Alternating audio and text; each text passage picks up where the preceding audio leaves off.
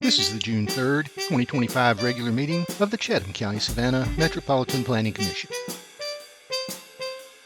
The Planning Commission consists of Ms. Karen Cherry, Chairwoman, Mr. Travis Coles, Vice Chairman, Mr. Tom Wildwoody, Secretary, Ms. Lorraine Bowles, Treasurer. Board members are Mr. Dwayne Stevens, Ms. Tracy Ammon, Mr. Joseph Irvine, Mr. Michael Kagler, Ms. Amanda Wilson, Mr. Jay Melder, Mr. Jeff Nortricia, Mr. Joseph Welch, Ms. Corinne Ross, and Mr. Stephen Clough. The MPC Executive Director is Melanie Wilson. Good afternoon. The June 3rd regular meeting of the Chatham County-Savannah Metropolitan Planning Commission will now come to order. We're going to pause for the Pledge of Allegiance. Please stand. Pledge allegiance to the flag of the United States of America and to the republic for which it stands, one nation, under God, indivisible, with liberty and justice for all. Thank you. Please be seated.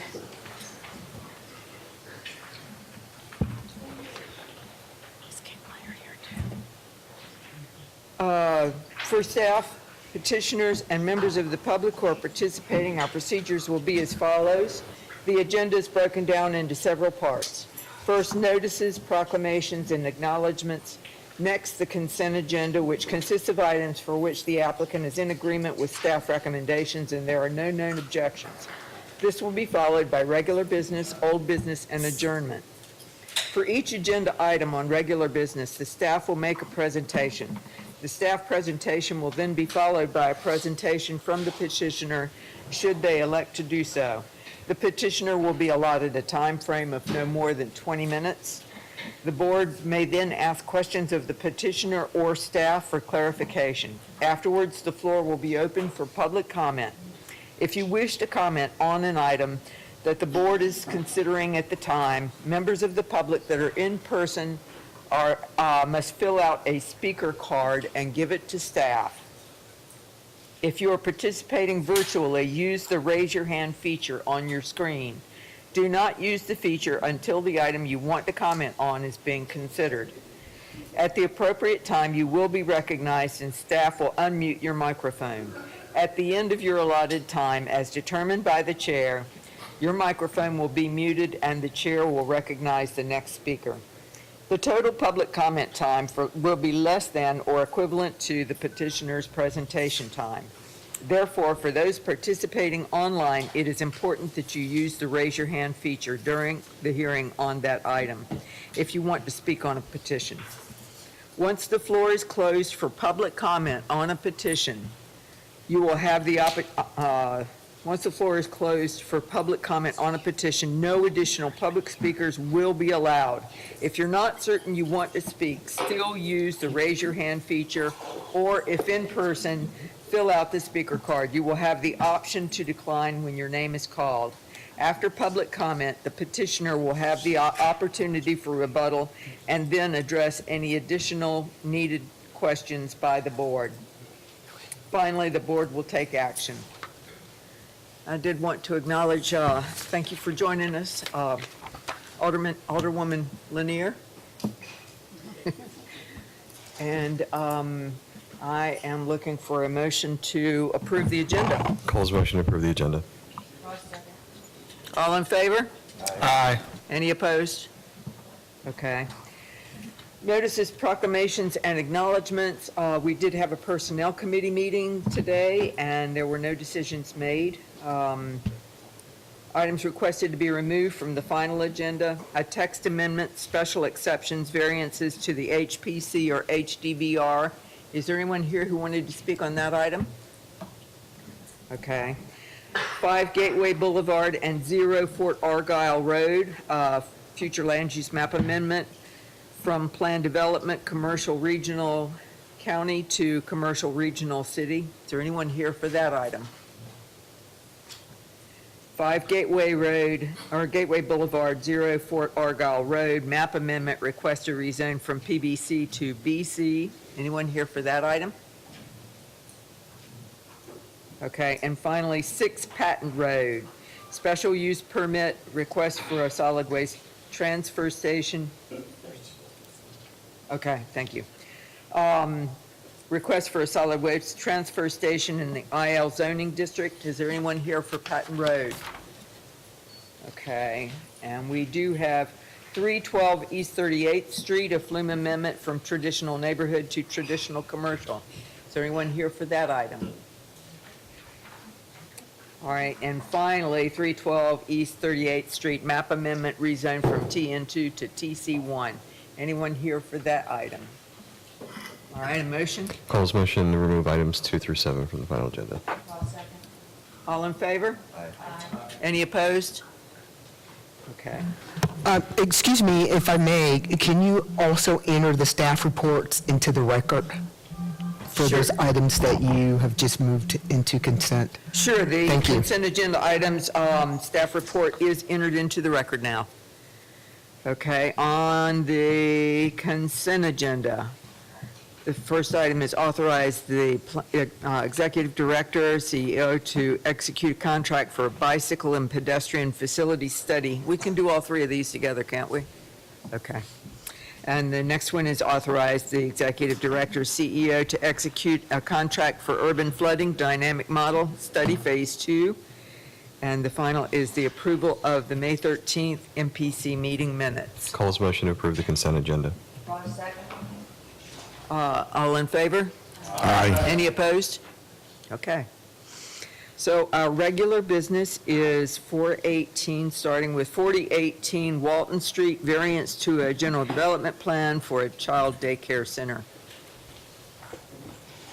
Daycare, home care. Not yet. Just want to make sure you're here. Good afternoon, Madam Chair, members of the board. This is Edward Morrow, the Director of Development Services and Current Planning here at the MPC. Our first request is for relief to establish a child home daycare center for up to, I think I'm in the ZBA, I'm sorry, for up to 12 children at 4018 Walton. I'm going to get this up and going today. There we go. All right. You can see the subject property up on your screen. There we go. The future land use map for the subject parcels is residential, suburban, single family, and you can see that this is a typical suburban subdivision zoned RSF 5. The subject parcel is non-conforming. The petitioner is seeking to establish a home daycare center for up to 12 children. Back in 2011, a similar request was received by the Zoning Board of Appeals and was granted to establish a child care center under use number 22B. And so since that time, the petitioner has allowed the use to lapse at this location. The new zoning ordinance was approved in 2019, and so there are very similar standards at this time than compared to those that were established previously. And so in attempting to reestablish this use, there is a similar need for relief from the requirement that this particular use be located on a street classified as a collector or arterial. You can see these standards, supplemental use standards 8.3.9 here, and it's this particular first standard that is requested for relief.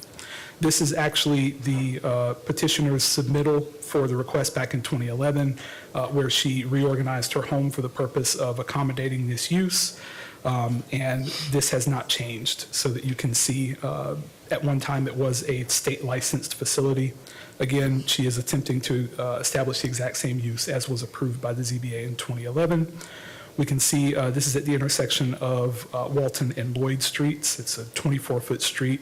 The petitioner already has a parking pad with a 12-foot entrance and a 16-foot entrance, and the ability to park 4 cars off-street. The outdoor play area, if you just look at this area of the backyard, is about 880 square feet. Petitioner has the ability to rotate children in and out so that there's always at least 100 square feet of play area per child. Nonetheless, this is a state licensed facility, or it will be a state licensed facility. With that, MPC staff is recommending approval to establish this home daycare center for up to 12 children. Thank you. Is the petitioner available? Yes, ma'am. you come up and state your name? My name is Janice Swan. Would you like to add anything? No, ma'am. He All said right. it all. Okay, thank you. Does anyone have any questions? Can I hear a motion? Calls motion to approve staff's recommendation. All right, I have a motion and a second. Ms. Amick? Yes. Ms. Bowles? Yes. Mr. Coles? Yes. Mr. Irvin? Yes. Mr. Kegler? Yes. God bless you. Ms. Wilson? Yes. Mr. Notrika? Yes. Mr. Plunk? Yes. Ms. Ross? Yes. Mr. Welch? Yes. Mr. Wadwoody? Yes. All right, I too vote in favor. All in, passed. We All did- right. Oh, I'm sorry, I did not open it to public comment. I didn't have a card for.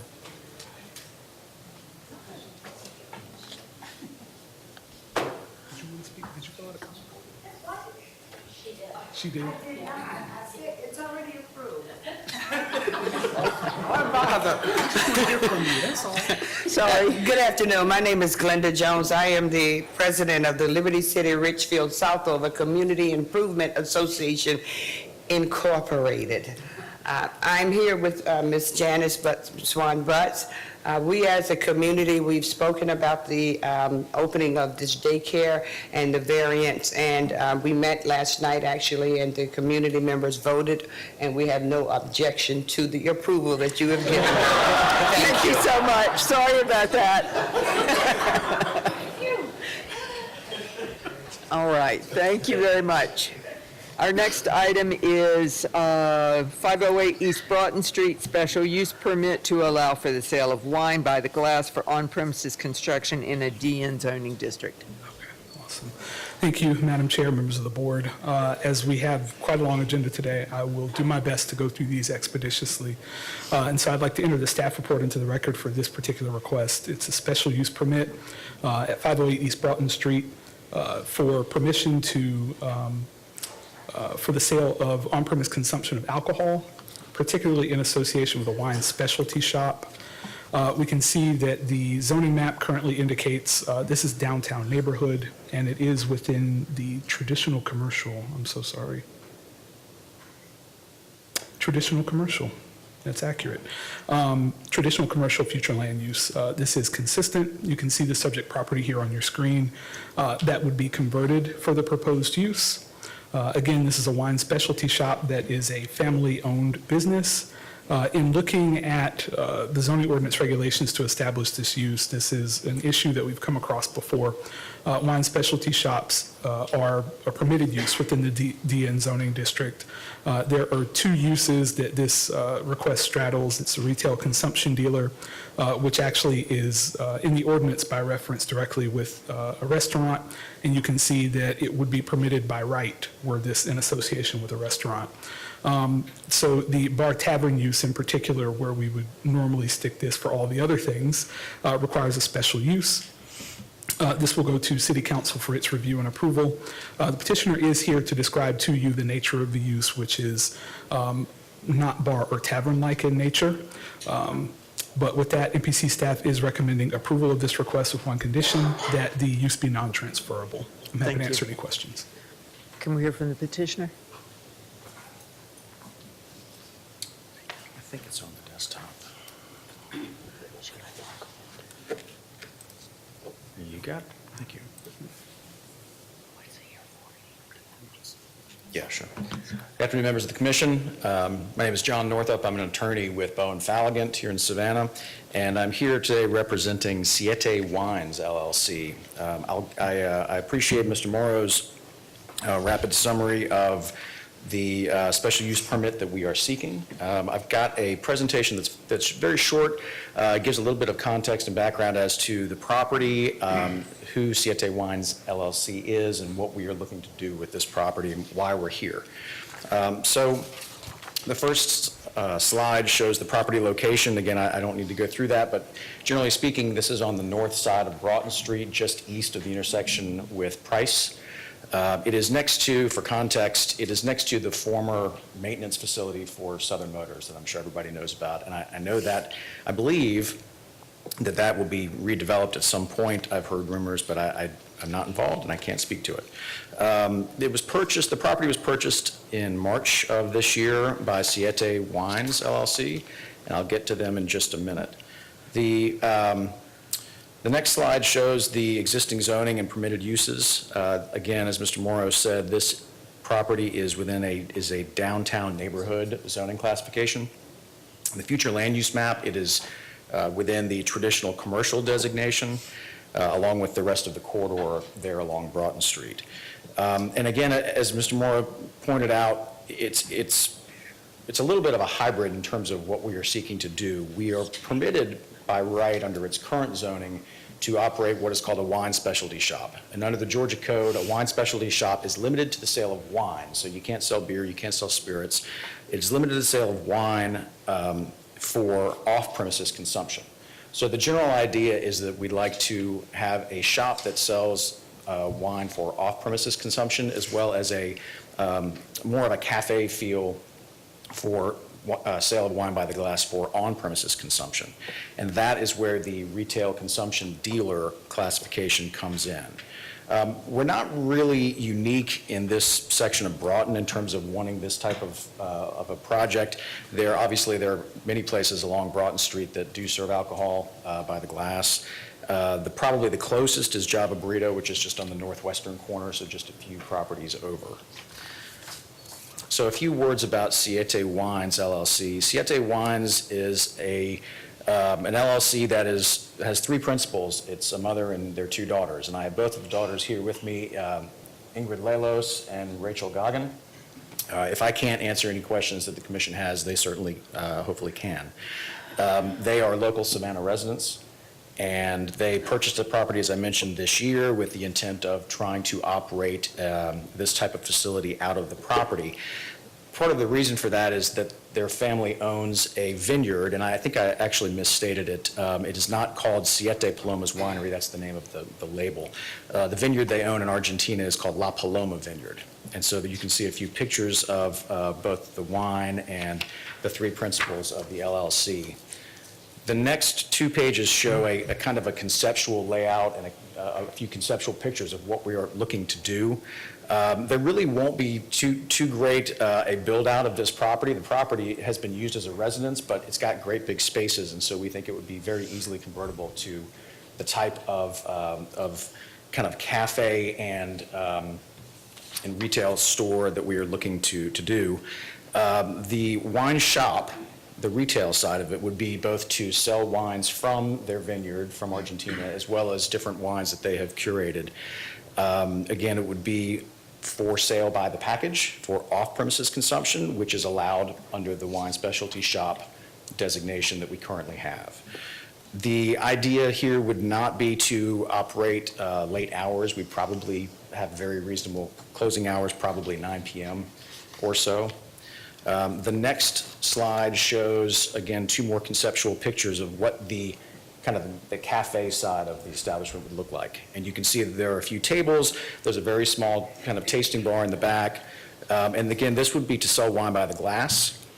And so here, this would be to qualify as a retail consumption dealer, which under the code does allow for sale of alcohol by the glass.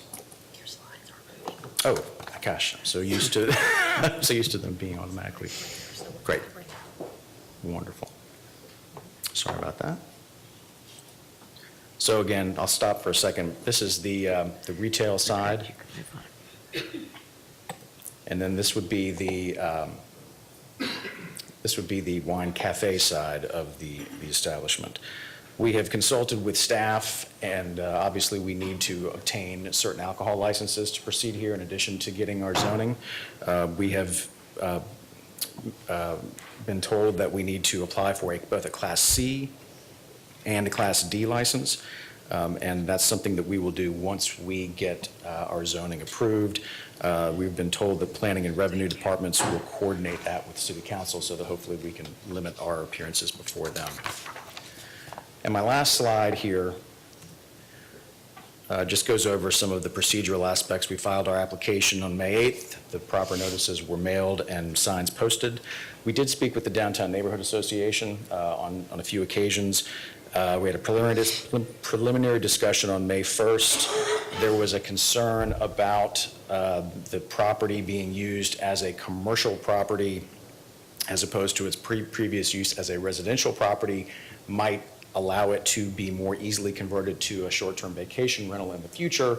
That is certainly not our intent, but I think the one condition that staff recommended was that the special use permit, if granted, would be non-transferable. I think that's something that the commission or the staff has recommended with similar type applications, and we have no problem with that. I think the fact that it wouldn't be transferable should alleviate the concern that the Downtown Neighborhood Association had about the future convertibility to a short-term vacation rental by any future owner. And lastly, just to highlight some of the criteria that staff went over, staff said that it's consistent with the comprehensive plan, that's unlikely to be detrimental to the public interest. The property itself is adequate to accommodate the special use. There's adequate public facilities available for it, and it won't result in any negative impact to any natural, cultural, scenic, or historic importance. So with that, we believe that this type of establishment would be attractive to both visitors and to people who are residents of both the neighborhood in general and Savannah at large. Thank you. Thank you. Is there any questions? Ms. Ross? Good afternoon, Mr. Northup. Good afternoon. Just a quick question. Do you have any pictures from the rear of the building? I do not. I looked at a few on Google Maps, but I don't have any printed out. Have you driven down that lane? I have gone down it on Google Maps, and Have you driven it? have I driven it? I have not. I have, recently. Okay. It's a big mess. I mean, there's a letter attached to our file that addresses certain concerns, and I would say that I have to share those based on my personal experience. I saw the email that was sent, and I believe that there were a few things that I can address in them. The first, I think the main concern that was voiced by the person who wrote the email, and I'm trying to pull it up here, I'm not sure if I have it. Oh, thank you. I think a lot of his concerns were, first of all, unrelated to things that are within our control. I mean, you talked about SCAD students using it. That's not something that we control. The condition of the road, although I haven't seen it, but I take your word for it, if it is in a rough condition, again, that's not really something that, it's not a private road, it's a public road. That's something that we cannot control. All that said, I think a lot of the concerns that Mr. Cellini voiced were about grease dumpsters and things like that. We are not planning to have any kind of prepared or cooked food in this establishment. Anything that would be served would be limited to something that was like a charcuterie board or nuts or something very light that's not going to require extensive, we're not planning a kitchen, a big extensive kitchen. So I think that there are a lot of the concerns that may have been more associated with a true restaurant use. You know, we do have a quasi-restaurant use, but that's not something that we're planning to do. So I'm not, I hear your concerns, but I don't know if they are all, if the concerns espoused by Mr. Cellini are necessarily applicable to what this is intended for. It just seems to me that as a gesture of good neighborliness, that perhaps the petitioner could be persuaded to contact the city, see if there were some improvements that could be made there. I don't think we would have any problem with that. Certainly, we would want the road to be repaired as much as anybody else, so I certainly can vouch that we would do that. Thank you. Thank you. Any other questions? All right. Oh, yeah, I do have a speaker card. I have a Deborah Miller online. Ms. Miller, are you there? She is self-muted. Yep. Yes. If you'd state your name for the record, please, and you have 3 minutes. Yes, Deborah Miller. I live, well, I don't live by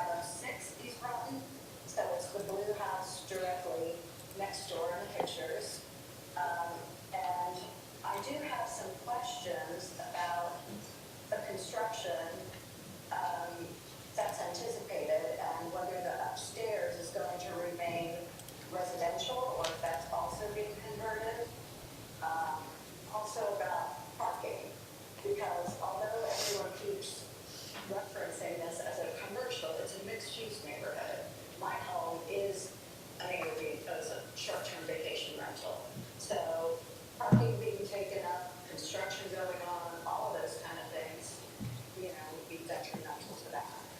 So those are my questions, really, the timing, what's going on upstairs, and the level of construction. Thank you. All right, thank you. Any questions? Would you like to speak to that? Yes, thank you, Madam Chairman. In response to Ms. Miller's concerns, I think the plan is not to do any conversion of the upstairs. Anything any conversion that we're doing is purely to make the downstairs suitable for this commercial use. So I don't think that the upstairs is going to be converted at all. In terms of parking, we're working through that. It's a little bit difficult to try to understand exactly what parking is required off-site because of the kind of hybrid nature of what we're doing here. But certainly we are looking to comply fully with the ordinance. There are currently 3 spots that are dedicated behind the property that we believe will suffice to comply with the off-street parking requirements. Thank you. Mr. Thank you. Coles? Any other questions or any questions? All right, go ahead. Cole's motion to approve staff's recommendation. Bull second. All right, I have a motion and a second to approve staff's recommendation. Ms. Amick? Yes. Ms. Bowles? Yes. Mr. Coles? Yes. Mr. Irvin? Yes. Mr. Kegler? Yes. Ms. Wilson? Yes. Mr. Notrika? Yes. Mr. Plunk? Yes. Ms. Ross? No. Mr. Welsh? Yes. Mr. Wywoody? Yes. And I too say yes. Motion passes. Thank you. Our next item is 4119 Ogeechee Road, future land use map amendment from industrial light to commercial suburban. Thank you, Madam Chair, members of the board. This is the first of a few joint future land use map and rezoning petitions. This is for 4119 Ogeechee Road, the first request being to amend the flume from industry light to commercial suburban, and the zoning of the property from planned business and business to community business within the city of Savannah. I'll note that this request was also filed concurrently with a petition to annex the subject property into the city of Savannah, and so this is in furtherance of a petition to apply City of Savannah zoning to the parcel. You can see from the aerial image on the screen that this is presently developed. It is a mini warehouse storage and outdoor storage facility. If you're familiar with the area, this is across the street from 84 Lumber on Ogeechee Road. There's a large cell tower that you can see the shadow right here. And I'd like to enter the staff report into the record.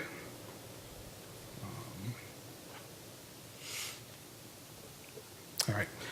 The future land use map you can see presently indicated for light industry. You can see the front portion or the northern portion of the property here adjoining Ogeechee indicated as planned business.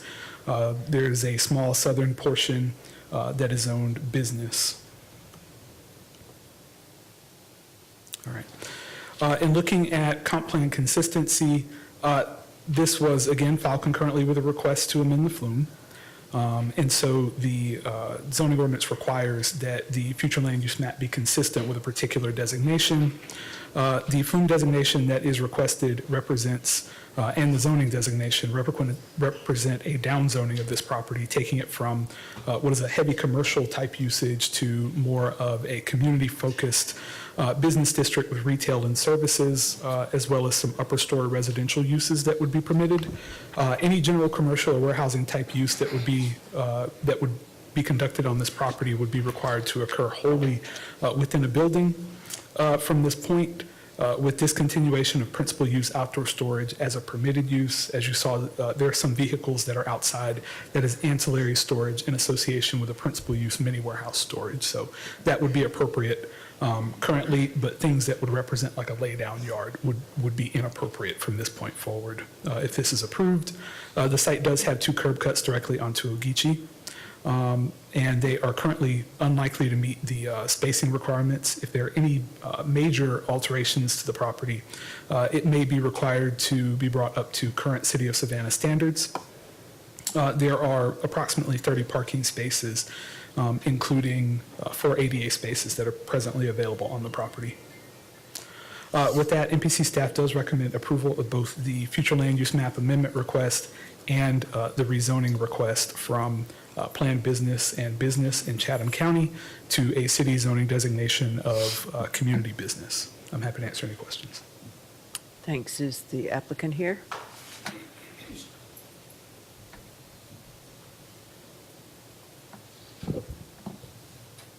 Thank you. For the record, Harold Yellen, representing Dennis Hoffman, who's the owner of 4119 Ogeechee Road. Also with me today is Mr. Terry Coleman, who's the project engineer. I can only add a few minor points to what Mr. Morrow has already told you. We're obviously in support of staff recommendation for approval of both the flume and the rezoning. The property is currently used for self-storage in the back and a restaurant in the front. The self-storage has been on the site for approximately 30 years. A restaurant has been on the site since 1945. So if my math is right, there's been a restaurant on site for 80 years. Most recently, a restaurant called Peggy Lynn's.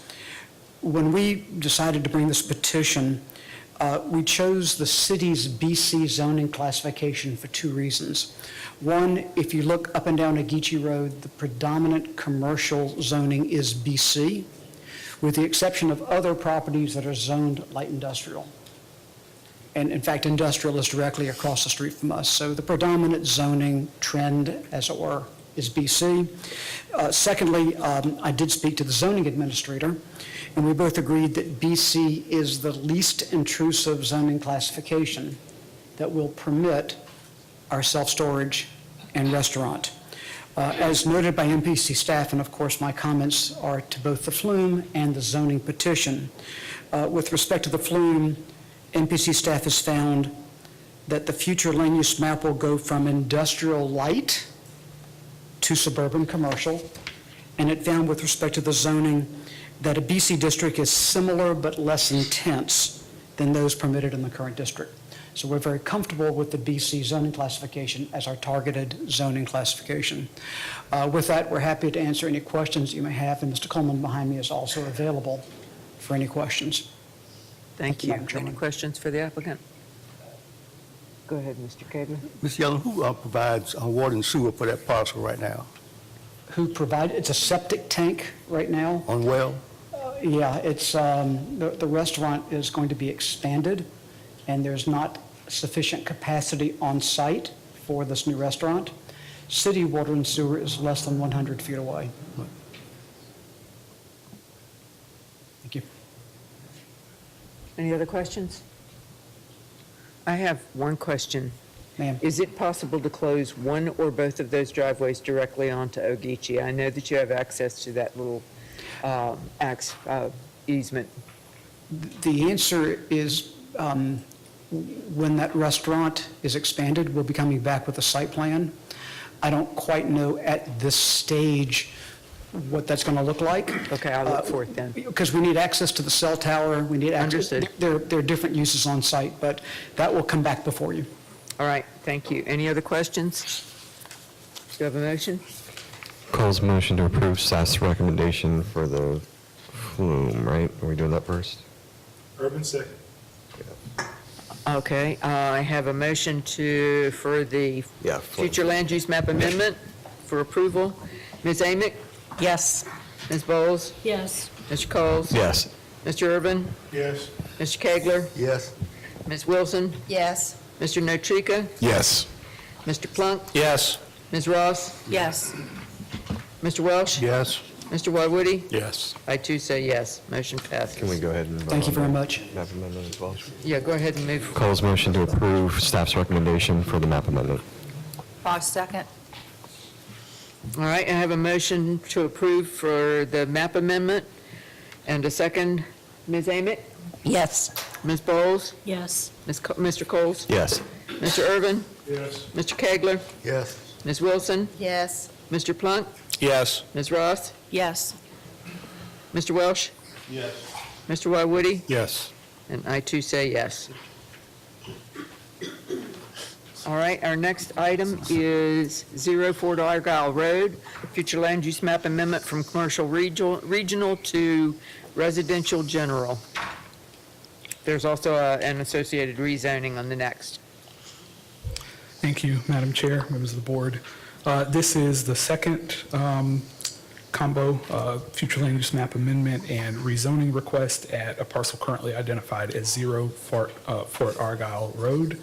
The Flume amendment is from commercial regional to residential general, which is a residential category that permits densities in excess of 10 units per acre.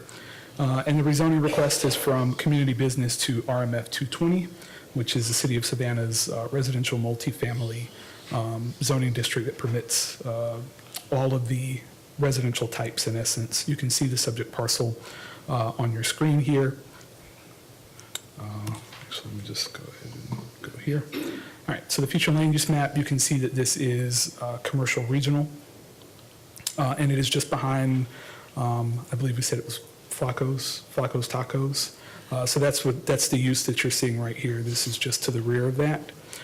And this is served by an access easement that permits access to this parcel.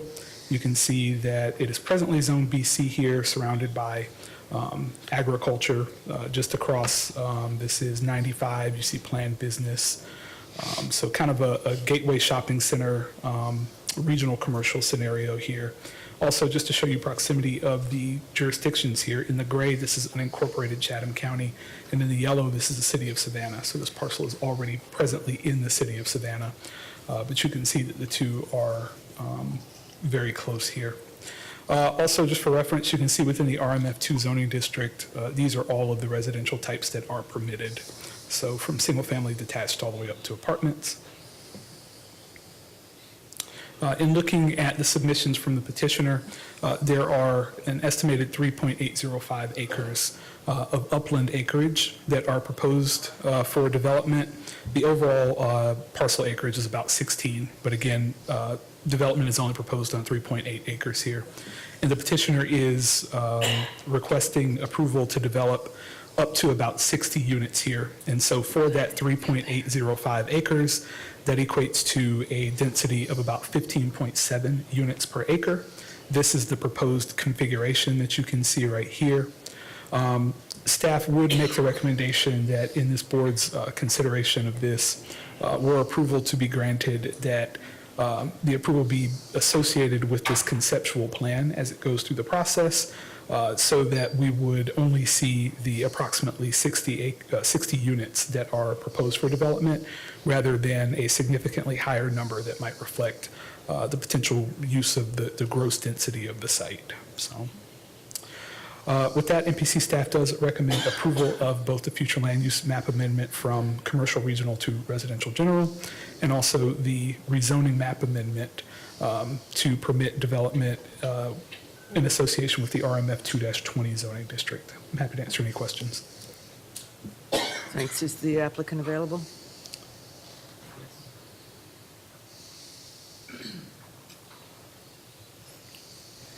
Hey, good afternoon. My name is Tim Kinsey. I'm representing the owner, Sam Patel. I have nothing to contribute. Okay. Mr. Moore explained it. Questions?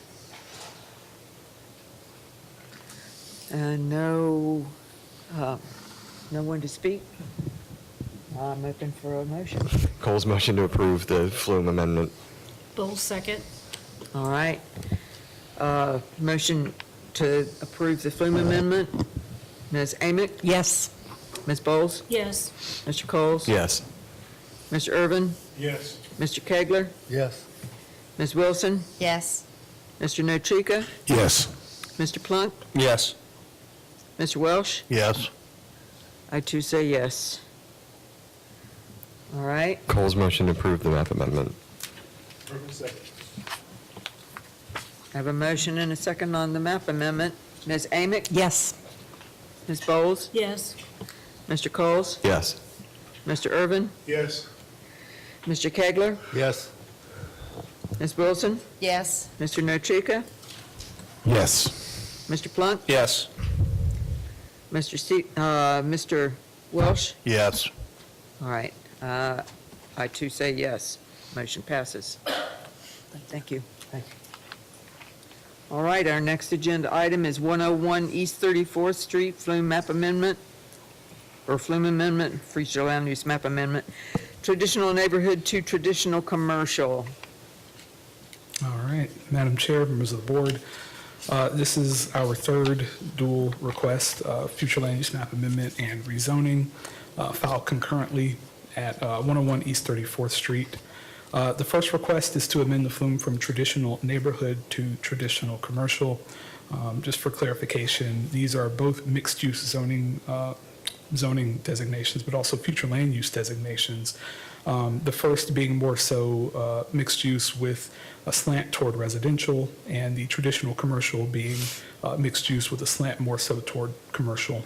Obviously, appropriate more so for corridors and thoroughfares. So this is also a rezoning request from the traditional neighborhood 2 zoning district, which is specific to the Thomas Square streetcar neighborhood, to TC2 traditional commercial 2 zoning district. The subject property is on your screen. You can see that it is bounded on 3 sides by right-of-way. We have East 34th Street to the north, East 34th Lane to the south, and on the west we have Drayton Street. The future land use map presently indicates the parcel is traditional neighborhood. As you can see, this is the only parcel on this block face that is not indicated for traditional commercial use. Likewise, it is the only parcel on this block face that is not designated for traditional commercial 1 zoning. You can see everything else here that surrounds it is already zoned TC1, as well as other properties that are to the south across Drayton Street. Based on my conversations with the petitioner, they are proposing to utilize the existing historic dwelling as an extension of an existing restaurant for parties and events. Restaurant use is permitted by right within this zoning district. However, the zoning administrator has determined the requested use to be more consistent with a hall within the scope and meaning of the ordinance. And so this necessitates a rezoning of the property at a minimum. The nature of the proposed use will be somewhat limited by the size of the parcel and its development as a contributing single-family dwelling in the streetcar historic district. This existing development pattern will ensure greater compatibility with the multifamily residential, STVR, and small office uses that already surround this property. This particular portion of the historic district already contains many contributing historic structures that have been adaptively reused throughout their lives.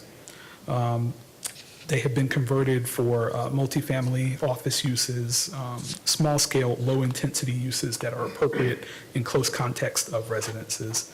And so the contributing status of these structures, meaning that they cannot be demolished without the approval of the Historic Preservation Commission, increases the likelihood that the built form that you see at present is the one that will remain even as uses change over time. With regard to public services and facilities, the site is served by city water and sewer and stormwater systems. Modifications requiring the issuance of a site development permit will have to go through the site development review process to achieve that permit, and final occupancy will be determined at a future point, but staff is not aware of any major modifications that are proposed in association with this use.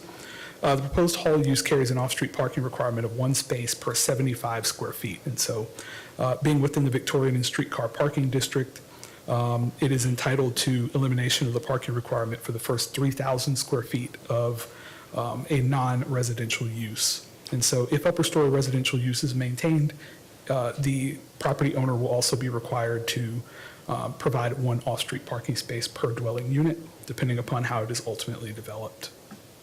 just to show you a view of the front and the interior of the property, and also its context among several contributing historic structures in the Streetcar Historic District.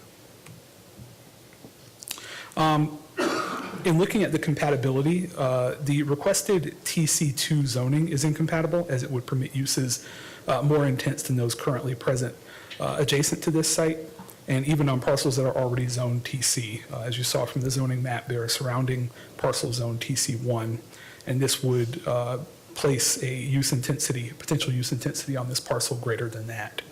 But I do think it's significant to note that within the TN2 district, there is a provision that permits the establishment of uses within the TC1 zoning district under certain very specifically identified circumstances. And so along particular corridors here, this particular parcel just happens to not be on one of those corridors and would not be allowed to establish a TC1 use within the TN2 district. But this is not abnormal within this district. So with that, MPC staff does recommend approval of the requested flume amendment to traditional commercial. We recommend denial of the request to rezone to TC2, but alternatively recommend approval of TC1, as this is consistent with the properties that are surrounding and those in close proximity. So I'm happy to answer any questions you may have. Quick question, Mr. Moore. Yes, sir. With respect to the approval,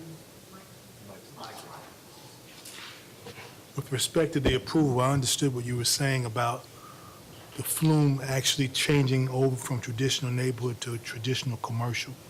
I understood that. And are you saying that with respect to the denial of the map, or the rezoning, I'm sorry, are you saying at this point, I heard you say be more intense. Is there a lesser intense rezoning that the applicant could have applied for? That would be the TC1? That's TC1, yes, sir. That was my question. Thank you. Any other questions? Is the applicant here? Yes. Yes, ma'am. Please state your name for the record. Sure. My name is Steve Pascal. And I just wanted to say that I had thought when we had our meeting, we already withdrew our request for the more intense TC2, and we were happy with the TC1. And I also believe our neighborhood association has approved our, you received notes from them. And I'm sorry, I don't. I'd just like to add, I have had some light conversation with the neighborhood association. What I got was a notification of non-objection, more so than an approval. They were more so pleased with the idea of TC1 than TC2. Okay, thank you. And I'm basically here for any questions. Any questions for the applicant or staff? All right, thank you very much. Thank you. Go ahead. Oh, I don't think so. Is there anybody here who wanted to speak on this topic? I don't have any cards. Cole's motion to approve the flume amendment. Bowles, second. All right, I have a motion and a second. Ms. Amick? Yes. Ms. Bowles? Yes. Mr. Coles? Yes. Mr. Irvin? Yes. Mr. Kegler? Yes. Ms. Wilson? Yes. Mr. Notrika? Yes. Mr. Plunk? Yes. Mr. Welsh? Yes. I too say yes. Motion passes. All right.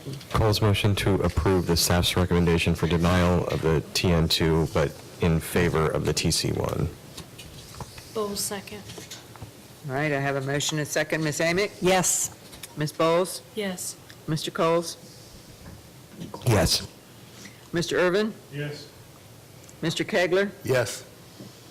Ms. Wilson? Yes. Mr. Notrika? Yes. Mr. Plunk? Yes. Mr. Welsh? Yes. Mr. Whitewoody, would you like to? And I too say yes. All right. Motion passes. Thank you. Our next item is 143, 149, 155 Shellbark Way, Master Plan Amendment to establish a multifamily residential land use. I also did want to say welcome to Commissioner Kicklighter. Thank you for joining us. All right, thank you, Madam Chair, members of the board. This is Edward Morrow. This is a petition that is returning. It was continued for several weeks.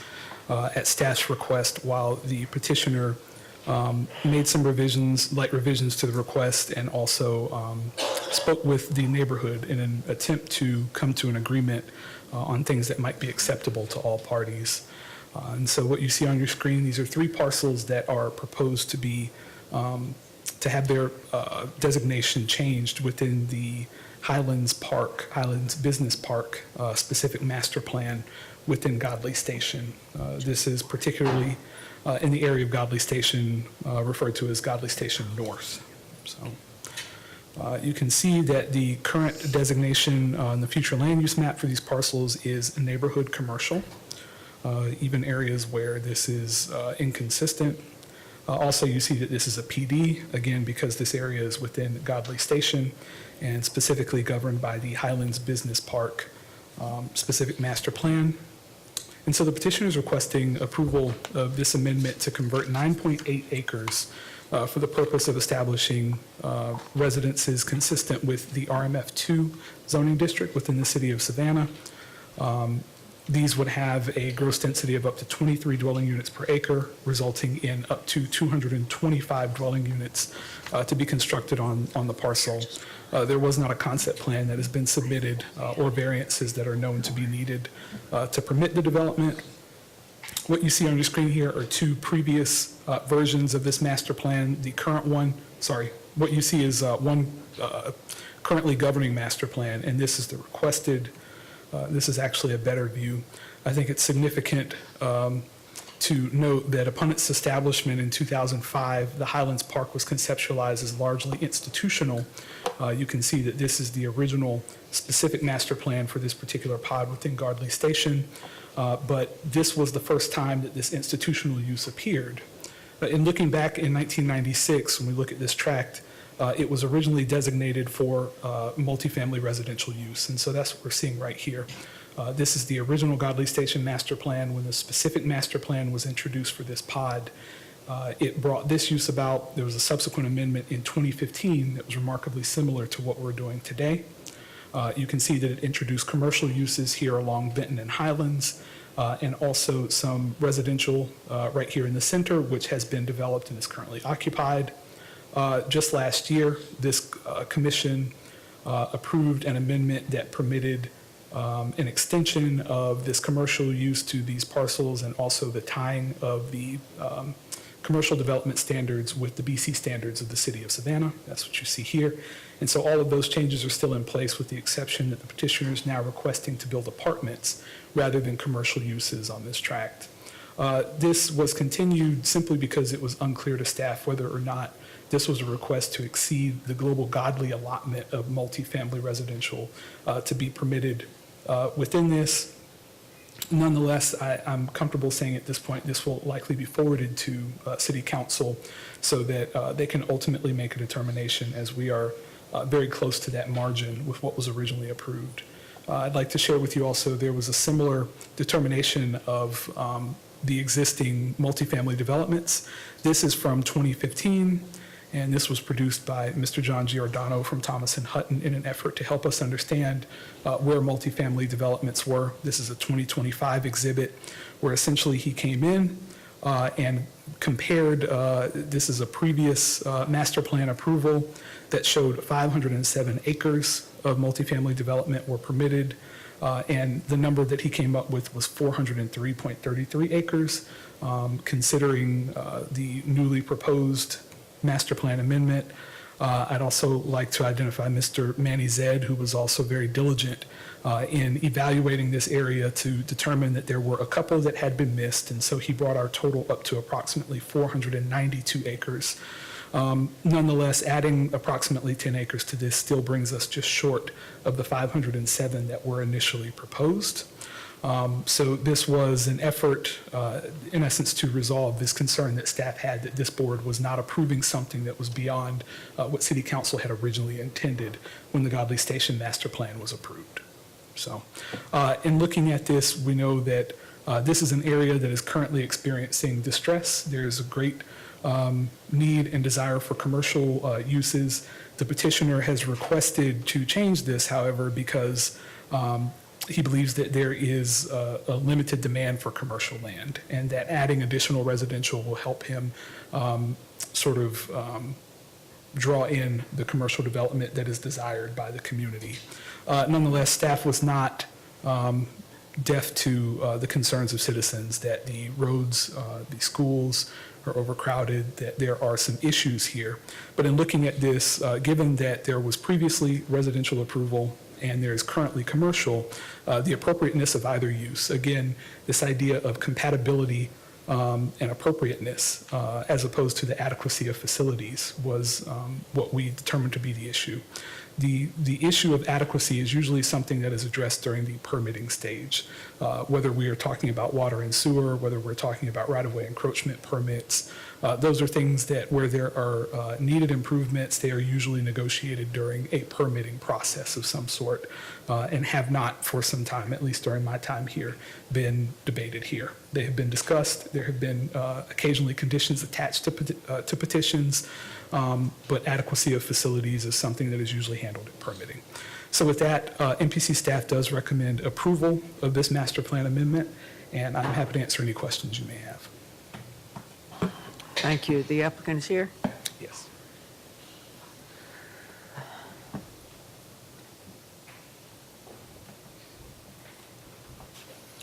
Good afternoon, John Giordano with Thompson Hutton, representing the applicant.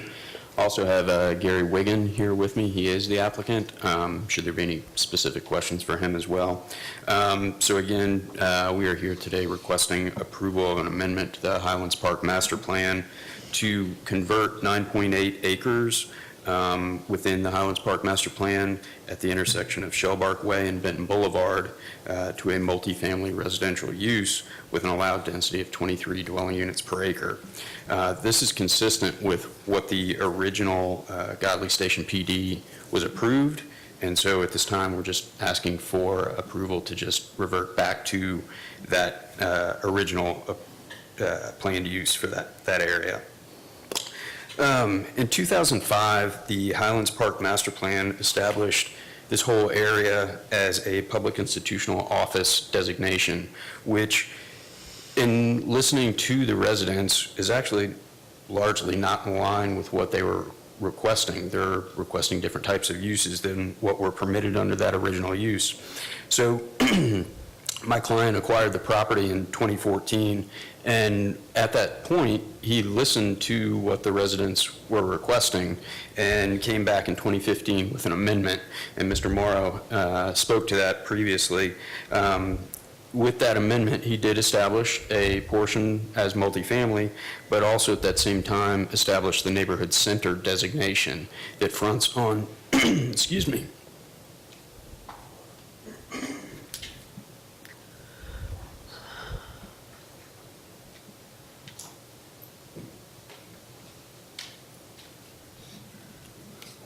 apologize for that, establishes the neighborhood center along both Highlands Boulevard and Benton Boulevard. So again, that was in 2025. In 2021, there was an amendment that came back before this board that brought 2 additional lots in. So essentially the 3 lots that are subject to this amendment today, and designated all 3 of those lots as the neighborhood center. That was in an effort to actually recruit a grocer to come to this area because, again, you know, my client has been listening to what the residents in this area are looking for. And after that amendment was approved, he went out and hit the market trying to get a grocer to come in and repeatedly just heard the same thing, which was there is not enough residential rooftops immediately adjacent to this site. It's close enough to the Pooler area where everybody felt like there was still enough traffic that could get down to the Pooler area. We needed more rooftops in this specific area. So again, that was in 2021. In 2022, my client actually decided to move forward with a commercial strip center. We actually permitted, designed and permitted. We have a shovel-ready project that's within this neighborhood center. Having difficulty trying to get a tenant to come in and take down some of these spaces, and we are hearing the same thing. There needs to be more residential rooftops immediately adjacent to this. It's just too close to the pool, or we need more density in this area. So then in 2022, we came back before this board, and there was another amendment, and we adjusted the development standards. Again, Mr. Morrow had mentioned that. We actually brought those over to a NUZO standard, trying and make this a little bit more development friendly to help entice some additional, and still we are met with the same thing. There needs to be additional residential rooftops right here. So, and that brings us to where we are today. We're here before you, requesting an approval to revert back these 3 acres, or these 3 lots, 9.8 acres, back over to a residential multifamily use. And we are in agreement with staff's recommendation for approval. And with that, if there are any questions, I'll be happy to answer those. And again, we do have the applicant here with me as well, if there's any questions for him. Thank you. Any questions for the applicant or staff?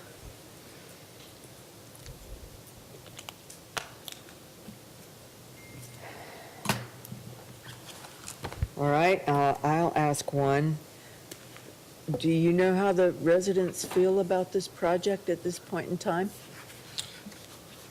So Have I you had did any- see all of the letters. We met with the residents. We actually met with the neighborhood association leaders back in March. We sat down with them, presented our amendment to them. Mr. Wiggin was actually there with me. He explained to them where we stand. We've got this shovel-ready project. We followed up with a list of, all right, here is who we are trying to get to come in to this product, or into this project, that we're ready to go. We sent the list over to them. We invited them to send it out to the residents, and we are actively trying to recruit the commercial uses that the residents want. Mr. Wiggin has reached out to various businesses, trying to get them to come in that would align with what the residents are asking for. We understand they want the commercial. We're just struggling to get there without the residential that's immediately adjacent to it. Okay, I too read the letters, and what I read was congestion is a nightmare, and the schools can't handle any more children. And those were the things that resounded with me from the letters. Yes, ma'am. I can't speak to the school system, but regarding the traffic and congestion, what I will say is that the proposed residential multifamily will actually produce less traffic than a commercial. This is one of those developments that has like 2 main roads for how many residences? Thousands and thousands, 10,000? Understood. And I spoke with Michelle Strickland with City Traffic, understanding that the proposed multifamily development that's going to come in will trigger the demand for a traffic study. So a TIA will be performed. They will have to perform an intersection analysis right there at Shellbark and Benton Boulevard, where, But you want us to go ahead and approve before the traffic study has been performed? Well, at this point, we don't have we don't have a site plan. Right now, we're just we're trying to anticipate the future demand or the future growth and what we need in order to get the commercial in there. I mean, we could go back right now if we had a commercial development, we wouldn't be here, but we would be putting more traffic on those roads. But it would be local traffic rather than people having to go out onto Highlands or Benton Boulevard and go to Pooler to get their groceries and then come back to. It would be putting more traffic right there at those already congested intersections. But the main roads would maybe not be quite as congested because they'd be able to get their groceries locally. Debatable. I mean, you might be pulling in more traffic from Port Wentworth as well. At that point, you're further north. You're up closer to Minehard, Highway 30.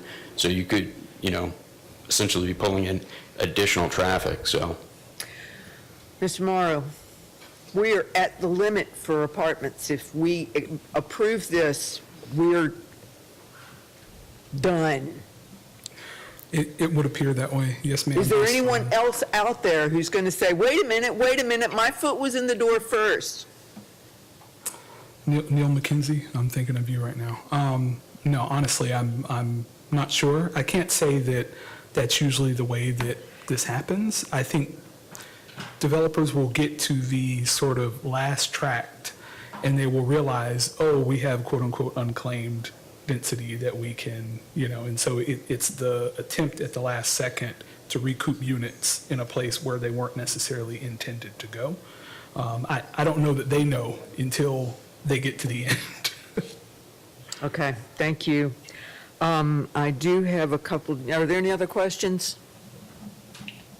I do have a couple of comment cards. Alderwoman Lanier, please. Madam Chair, do you mind if the residents go first? That's fine. The resident that I have is online, Manny Z.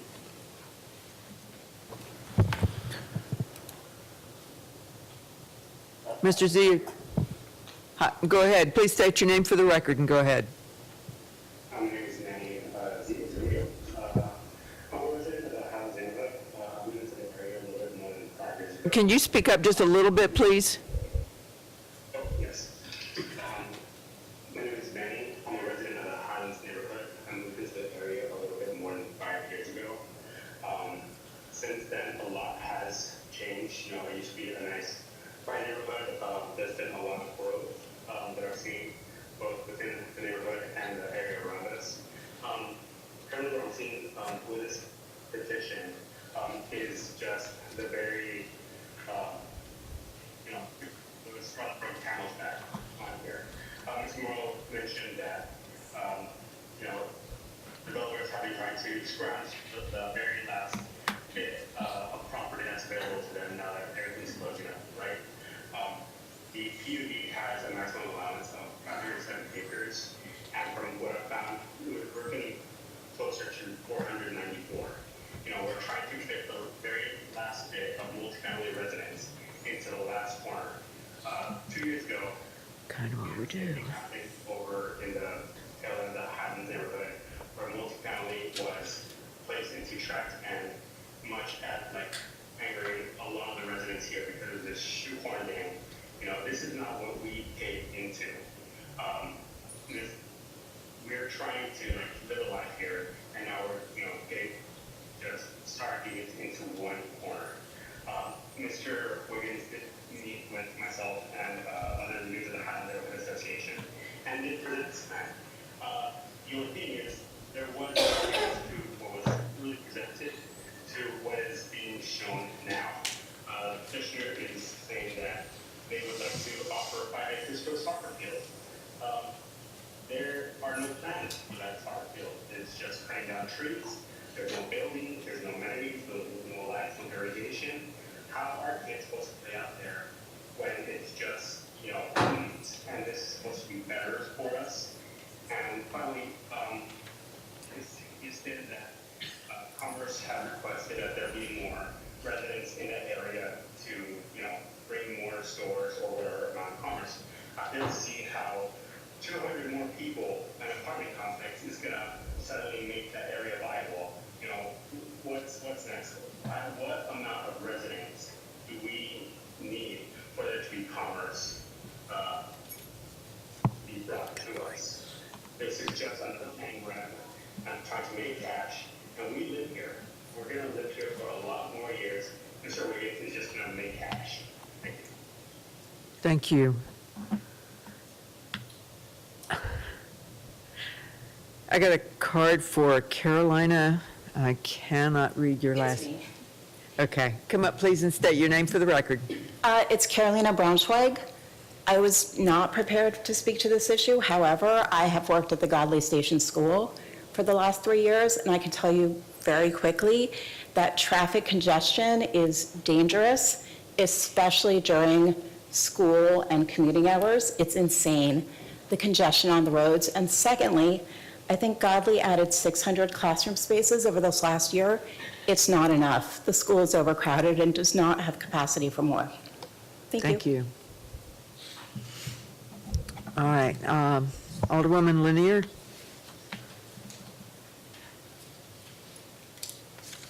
Thank you so much. Good afternoon to everyone in their respective places. I know you'll say that I'll get my chance to vote on this when it comes before council, but the reason I'm here today is because I was lobbied very heavily by the residents of the Highland and the Neighborhood Association to speak on this issue. So I'd like to represent them and to let you know that they have a justified opposition to what's being presented here today. And I want to talk about, we inherited this mess, all of us who have to make these decisions, we inherited this mess.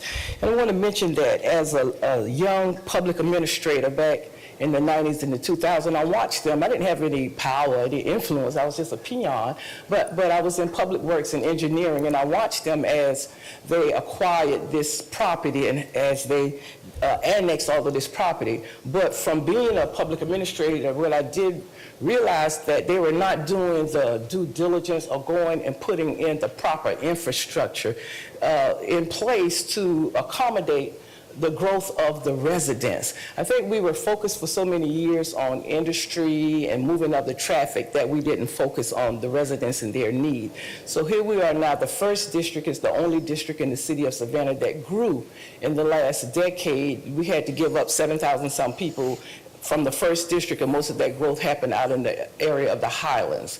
And right now, it's a nightmare for the residents of the Highland in terms of traffic, in terms of not having the retail that will service a community, a neighborhood. The problems with the school, you heard them all, but that traffic situation, because we haven't done what we needed to do in terms of putting the proper the infrastructure, the skeleton in place to build upon. So now we have impacted negatively the quality of life. We have industrial intrusion. We have all of these traffic needs.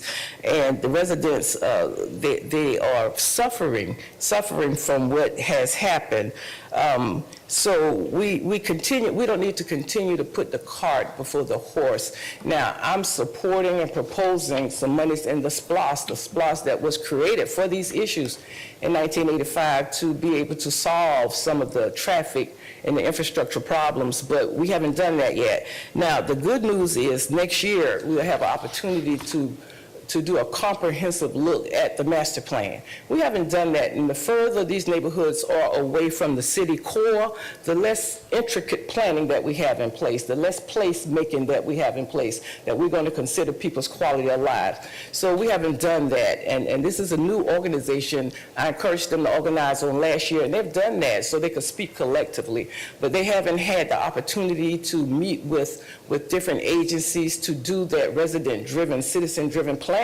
So right now, do we need a moratorium just to stop changing the zoning until we could get a plan in place that's resident-driven? We tried that in the West Side, it didn't happen. So, but I'm continuing to see a pattern where we are not considering the residents and their needs. So we need to, at this point, sort of give them a pause. If we have to take a pause to slow down the growth and development, the negative growth and development, then maybe we have to do that for 6 months or a year until we see if we're going to have the infrastructure monies in place and a plan, not just a plan, but a funded plan, so we could come to the aid and assist these residents. The residents right now are feeling pain from zoning, pain from bad policies, and it's our watch now. You know, we're here now, not as peons, but we're making these decisions for residents, so we could get it right.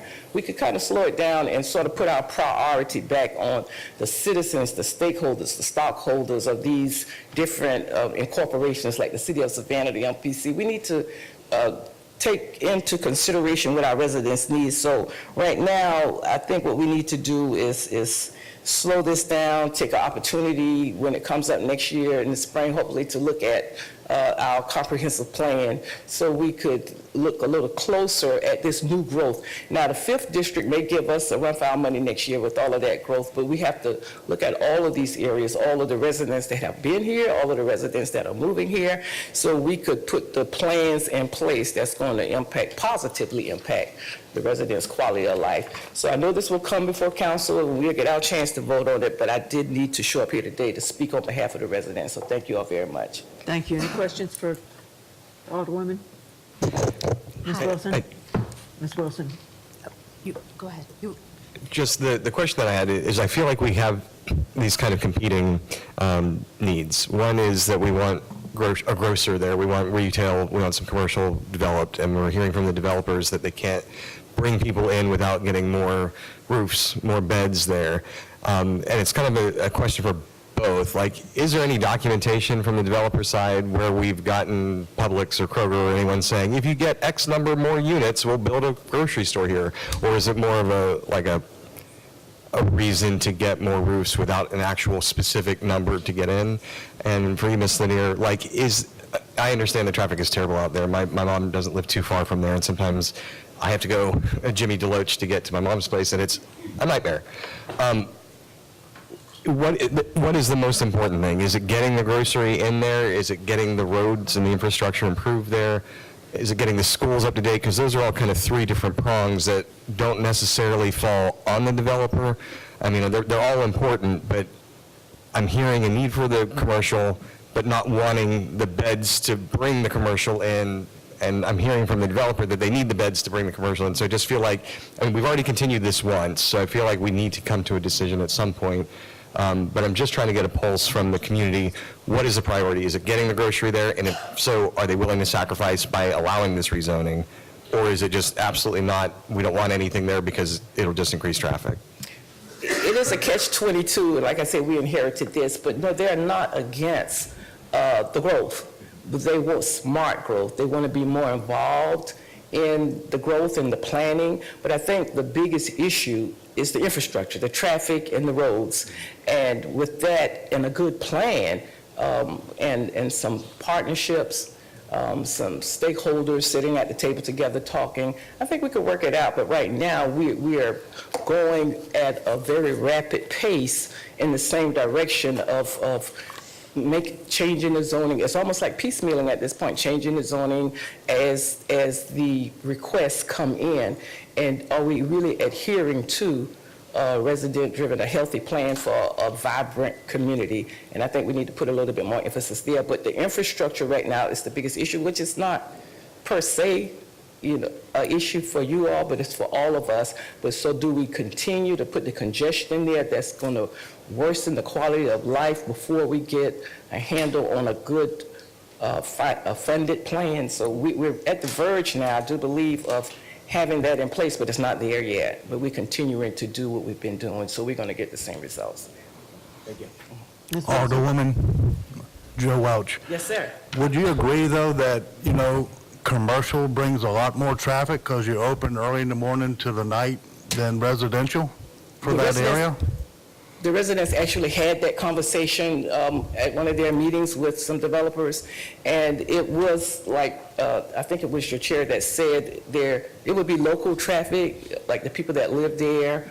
I don't probably know the answer to that, but I do know if we continue with the density prior to putting the infrastructure in place, I can't imagine it getting worse, but it can get worse. It can. It's a nightmare right I've now. always known commercial to be more traffic. But the in traffic anywhere. is dispersed at a different rate. It comes all understand during that. the day rather than just at rush hour, which the schools are suffering from and that type of thing. Because most people in residential are either working, 9 to 5, school's already out, and it doesn't interfere with that traffic flow.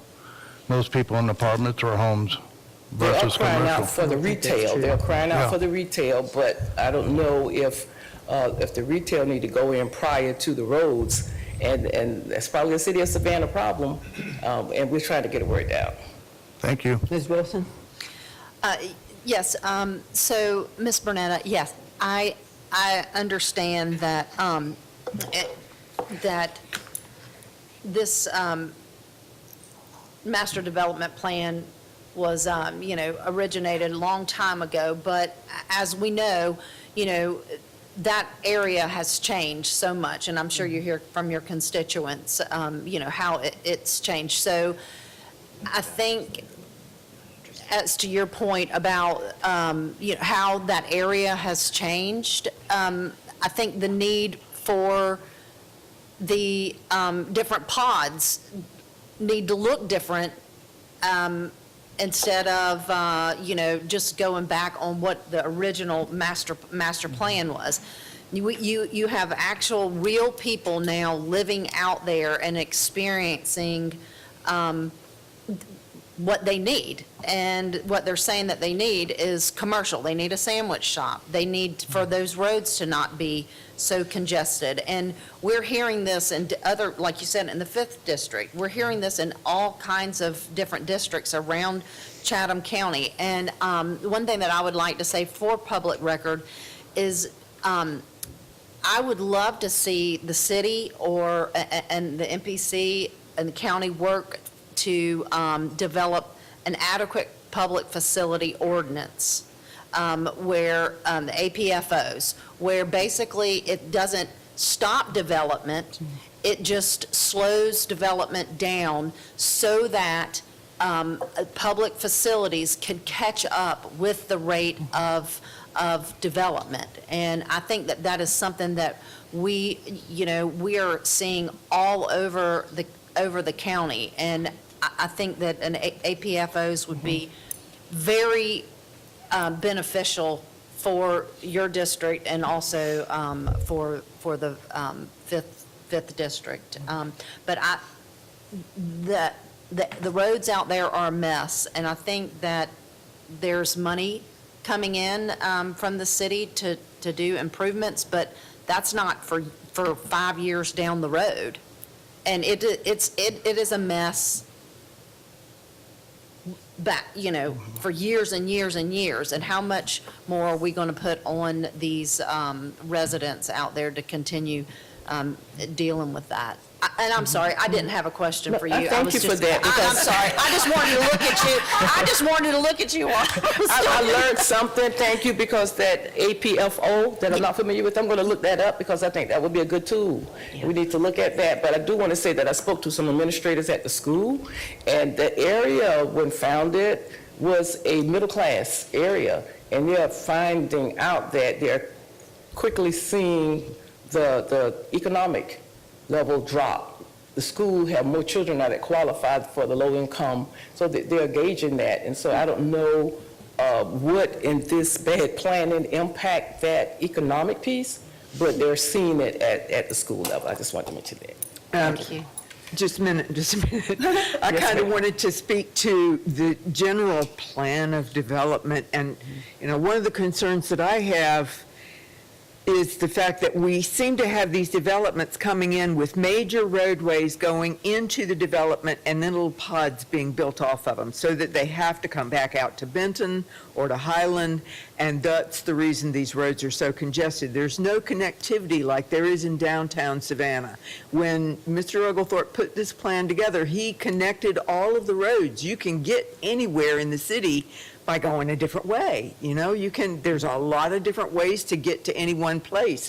But unfortunately, in some of these developments, we have one way in and one way out, or two ways in and two ways out. And when you only have those ways, then those roads are going to get congested because everybody's got to get in and out at some point in time. And yes, commercial helps to give those folks on their way into work or out from work. It gives them a stopover place to buy what it is they need, the milk to take home, to have dinner, and that helps. But the connected roads, I was convinced long ago in my engineering career that connected roads definitely improve the circulation and reduce traffic congestion. So as we look forward toward these big developments, we need to think about connected roads and how to integrate that road system so that there's more than one way in and out, and people have options to drive other ways. Thank you, ma'am. In the past, I must say this, that the MPC was a very key organization in working with neighborhoods and working with communities and creating neighborhood and those type placemaking plans. But we've gotten away from that, and I wish we could get back to that because there was a great asset to have the MPC and staff work with neighborhoods and putting those type plans together. Ms. Wilson's going to speak to you about that. Thank you so much. If I may, Madam Chair, more of a comment. There are just two ways into that Highland area. From Benton, and there's the back part from Morgan Lakes, what I recall. Yeah, and I have to agree with the Alderwoman we seem to be putting the cart before the horse. Infrastructure is a problem that everybody has now in this country. And as I'm listening, and I've traveled up and down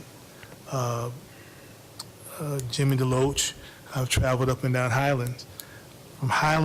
From Benton and Highlands going forward into Jimmy DeLoach, that road feels like it's a bumpy ride. And I just don't see how either placing commercial or residential is going to help that area, I period, understand. right now. It is, the density level is out of this world. And I concur. I did my same research with respect to the school system out there. And the influx is not making good for that neighborhood either. And I'm not meaning to sound elitist, but we have to take a hard look at infrastructure and where we're going with this, any future plan for that particular area, because it is very dense, and they're still building out there. In Savannah Highlands, they're building. They're building below that, I think it's called Brookline. And so they're still adding more property out there. So that's my only recreation. comment. Yes, No recreation, no traffic. absolutely. Ms. Wilson? I just want to quickly speak to your comment with regards to developing the plans. MPC is responsible for developing the master plan or the overall plan for the city and the county. During the last update, I added additional detail to create character areas. If you look in the documents, you'll see as you tear out, there's more detailed description of those character areas. However, we do not do individual area plans. We will assist the city if they are working on one. In the past, you had community development. They were the ones that took the lead on doing those neighborhood plans because they are more specific to Savannah. And if they needed help as they were working on the plan, then we would work with them as part of the team. But we never have ever initiated putting those plans together. That was always a city-initiated function. As we move forward with updating the comp plan, because that's coming up and we'll start gearing up to do that, we will still have those character areas where we will put a little bit more detail in them, but it is not an area plan. So I just want to, for the record, because sometimes I hear back and forth that, MPC does these area plans when we don't. We're not set up to do that. We're not really charged to do that. But we're always willing to assist if the city decides that they want to start doing it within their various departments. Thank you. Can I speak? Go ahead. This is a question for the petitioner, back from my original question for Ms. Lanier. Well, let's let him respond to the comments, and then Okay. we can ask more questions. Okay. Gary Wigan, applicant. I think a couple of things I feel that's being overlooked here is that since, I've had this property since 2015. So if you want to talk about slow development growth, I think I'm the poster child. It hasn't been for lack of effort. I've been out there marketing this property the whole time, paying taxes on it the whole time, continuous effort. And the whole master plan was set up based off of my initial meetings with the residents out there. The residents wanted retail. The residents wanted a park. I put that all together for them, and I've been trying ever since. And now I got to the point where I realized I got to build myself out of this project. So I went and got a shovel-ready retail center, and I'm having a hard time getting any response. And I can't build anything that it's going to be empty. I can't. So, and everything I've done has been, and I do feel like this master plan change, it's going to allow me to build that retail center. It is. It's walkable to that retail center. It's right up the street, internal road, you can walk on it, sidewalks are already there. I've obligated myself to put sidewalks all the way around the project. The 5-acre park didn't come out of a vacuum as a carrot to throw out there. Every time I have a meeting with the residents out there, they complain they don't have a place for their kids to throw the ball around or throw a Frisbee around or whatever. So I went and met with the city. You know, the city has plans ultimately for that 20-acre park that I got for them, but they don't have any money. So I said, well, I can put 5 acres together. It's passive and unprogrammed, but at least it's a place for our kids to go out there and throw a ball, kick a ball around. Like, I don't know, I just feel like no matter what I've tried to do, it's just, it's nothing good enough besides pack it up and go home. And I can't do that. I can't. I mean, this is what I do for a living. This is how I get paid. So there's thought put in this, and I know there's a handful of residents out there that are in opposition to this, and I read the letters too. But what they didn't speak to is, you know, how great would it be to have some retail services out there that instead of driving to Pooler and taking half an hour, 45 minutes, they can just go right across the street. They didn't mention that in their letters. I'm trying to do everything I can for them, and I promise I'm trying to do the right thing here, you know, and there's only so much I can do. And so, anyway. Madam Chair, if I may. Questions? A statement more. This isn't a reflection on you at all, and I want that to be clear. This is not a reflection on you. I think you heard our elected officials stated very clearly. This is more of a reflection on the city as a whole, as to what the city has not done, and in the face of rapid development. And I'm a native Savannian, and when I go downtown now, downtown looks like it was at Christmas time when I was a kid. And so coming in on I-16 used to be a blast. Now I'm stuck in traffic for 30 and 40 minutes. So I'm saying that this is not a reflection on you. I applaud what you're trying to do. This is a reflection on what we as commissioners and as other elected officials must do what's in the best interest of the community as a whole. And what we are faced with in Savannah is Savannah has had this rapid growth in the past 20 years beyond what anyone could have ever imagined, especially I as a child, or even when I returned here in 1994. So we're having to balance the idea of infrastructure problems with that. And just the widening of 16 was a mess. Dealing with 95 was a mess. So this isn't a reflection on you. This is us as a community having to grapple with issues, and not just Savannah.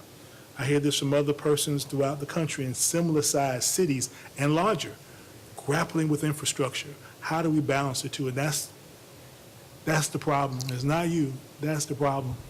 Well, but again, I think if I can build that, if I can get that retail center built, it is going to help a little bit with the infrastructure, because the residents don't have to get in their cars and drive to Pooler, or they can just go across the street. Well, that's a far less drive. That's less traffic at Jimmy DeLoach and Benton. You know, I mean, if you get them their basic services there, they don't have to run long distances to go find it, and that's what they're doing now.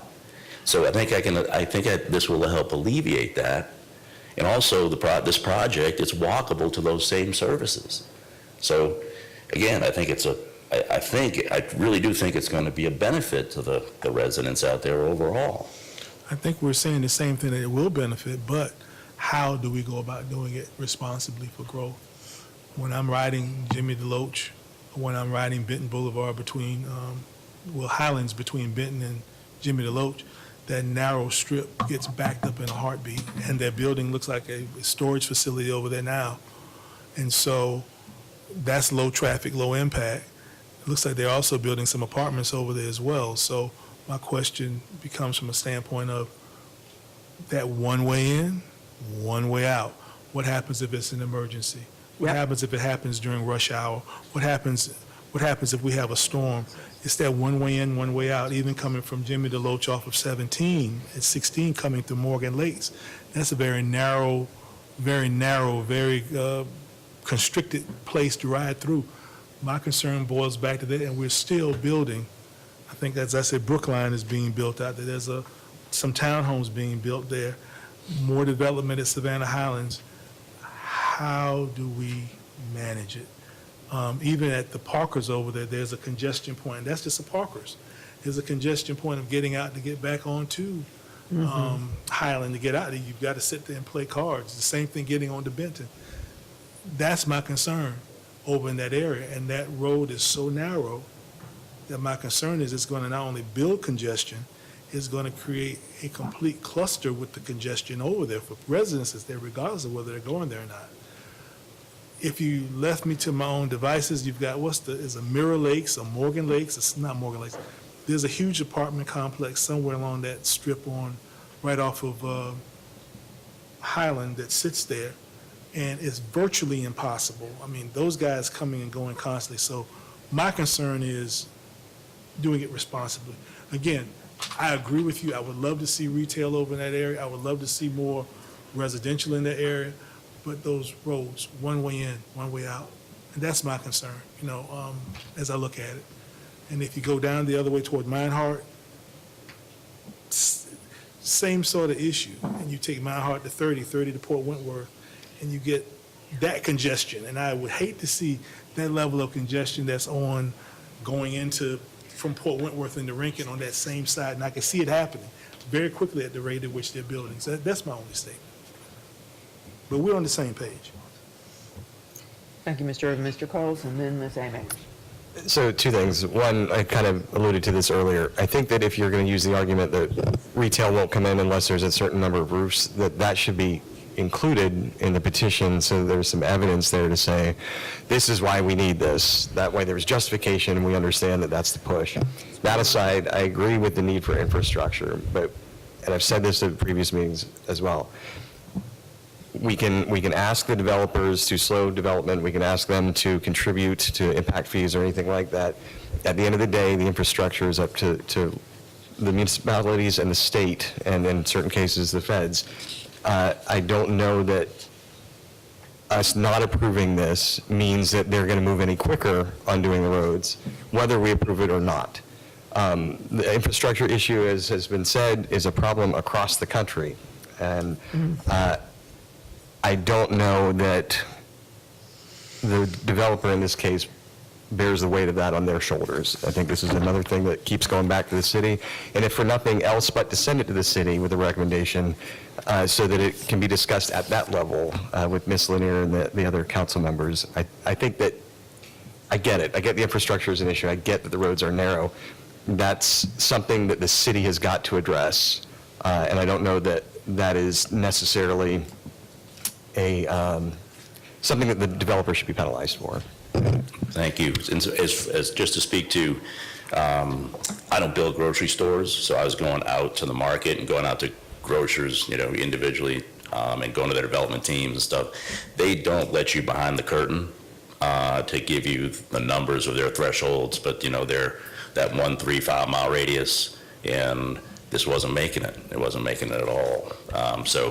And that's I didn't know Lowe's has a grocery store chain. I didn't know that. I found them in North Carolina, and I went to them too. The same company. North Carolina has Lowe's. It's a different company. Didn't know, but found them. I mean, I dug everywhere, and I knocked on every door, and no. So anyway, just I want to answer that question. Ms. Amy? Mr. Wiggins, based on what you said, it sounds like you would prefer to do the retail versus multifamily. Why are we then trying to get this rezoned? Because I'm going to have to help subsidize it. It's a matter of getting it off the ground. It's going to take an effort on the developer's part. It's hard to get anybody up there. Pooler's too close. And that's all I've heard. They'd rather be in Pooler. They don't want to be up here. So fine, and I've had this project ready for a couple of years now. So I said, fine, I'm just going to build it myself. It sounds like it's, and I'm a realtor, I can't help but think this way. It sounds like it's a marketing issue in terms of attracting the retailers. And I know it's all about head count, and I get, it's like Richmond Hill has struggled forever because Savannah's too close. So, the big box, but is there not, and did you explore opportunities to do local business owners and put a collaborative together to build out retail? Yes, ma'am. Yeah, the same thing, going and knocking on doors and trying to figure out particular uses in general to target specific services for the residents out there. And, it's just that I'm going to have to build it myself and subsidize it for a while until we can get it off the ground. But again, I think it is going to be a successful project. It's just not going to happen overnight. And it's just, it's going to be one of those things, you got to prove it. In my heart, I believe it. I mean, if not, like I said, I've been trying to do this since 2015. There's a point where, again, I've been banging my head against the wall the whole time, but I did it fine. The residents out there need this. They do. And I'm just trying to make it happen. That's all. Thank you. Anything else? Well, personally, I think it behooves the development community, including the engineering groups and the planning groups, the city and the MPC, to look at a different model for development. We need to stop doing these one way in and one way out and make some connected communities so that it's easier for folks to get around and build the infrastructure, the multifamily that we need as well. So thank you very much. I appreciate it. And any last thoughts, discussion? I'll entertain a motion. My only discussion is that I don't think that there is a perfect answer here. And I do think that retail needs to be there. And whether it's retail or housing, the traffic's going to be there one way or another. So I make the motion that we approve staff's recommendation for approval. Second. All right, I have a motion and a second. Ms. Amick? No. Ms. Bowles? No. Mr. Coles? Yes. Mr. Irvin? No. Mr. Kegler? No. No? No. Ms. Wilson? No. Mr. Nochika? Yes. Mr. Plunk? Yes. Mr. Welsh? Yes. Mr. Wywoody? Yes. And I too say no, so I believe the noes have it. Is that correct? Okay, I'm sorry. We need an actual motion. Okay, was that just the flume? Somebody needs to make a motion. No, that was. Right, but the motion died, so a new motion Oh, okay. has to be made. Move to deny the applicant's request. Can I do that as chair? Somebody else make the motion. That motion failed. Someone needs We need a new motion. Motion failed. To approve Correct. would not be secondary motion also failed because it was part of it. We're not moving on to the second petition. There's only one petition. So my motion failed, so we need a new motion. He needs to be our parliamentarian. Your motion failed, therefore, proper motion. On the table is there is no. To deny. Somebody needs to make a motion to deny or to table or to postpone or The something. proper motion would be not to deny, vote against the proper side to deny, or, I don't know, is there any, is he left? Go ahead. I think he is gone. They did leave, everyone. Madam Chair. So then, motion Okay. to table, deny, get rid of it on the Mr. Irvin, I will need you to turn on your microphone, please. I'm sorry. Thank you, I was sir. gonna say at this point, it would be to go ahead and file a motion to deny. Would you like to make that motion? Withdraw. Would you like to make that motion, Ms. Bowles? Make a motion to deny staff recommendation to approve the project. Can I get a second? Or to withdraw. That's good. Motion second. All right. On the new motion, Ms. Amick? Madam Chair? Discussion. Yes. This is for Mr. Morrow. Okay. Is there anything else can be done at this point? Why would we table it? Tabling most likely, so I'll go back to our original sort of, the short answer is likely to table it. If it could just be removed from consideration.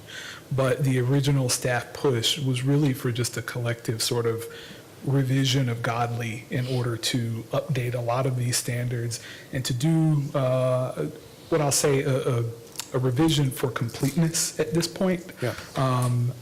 I appreciate this opportunity. Thank you for the question, simply because we are learning how to do this better. And so you have the opportunity as you're looking at new PUDs. I do hope you'll keep in mind what these folks want is a complete community. And so what you might be able to do at this point is to do the thing that we kind of asked for, which was to bring, in the absence of this declarant, if you recall the declarant discussion, to say this PUD is near the end of its life, but it has some gaps, it has some holes. And so I don't quite know how we bring together Thomas & Hutton, Coleman, and all the folks who are responsible for developing the pieces and parts of this, but for a wholesale sort of say, okay, what are the gaps? How do we sort of put some sort of closure to this so that the things that we get in the future are actually the things that people need because they have not yet been developed. That would sort of be my hope for this. I know that it is likely a little unorthodox, but I think it is a little bit more satisfying that we bring this back and as a board say, we've adopted a new ordinance since 1996. We at a minimum need to whole scale apply new standards and expectations because very soon some of these things are going to come back perhaps for redevelopment and trying to go back to the old ordinance under which this was established and figure out what does redevelopment look like? What does the next life for portions of Godly, which is now 30 years old, what does that look like? So some sort of a whole-scale revision, perhaps with the neighborhood association sitting at the center of that. This would be a great exercise for them to say, we're here now. This isn't, 6,000 acres of vacant property anymore. This is a neighborhood. So that would be my request. And Madam Chair, I would also ask Edward to go back and look at this in the context of there is plans being developed to address the traffic issues out there. We've got to really understand that what's out there now wasn't envisioned 15, 20 years ago. So I think It should have been, though, because the development was there.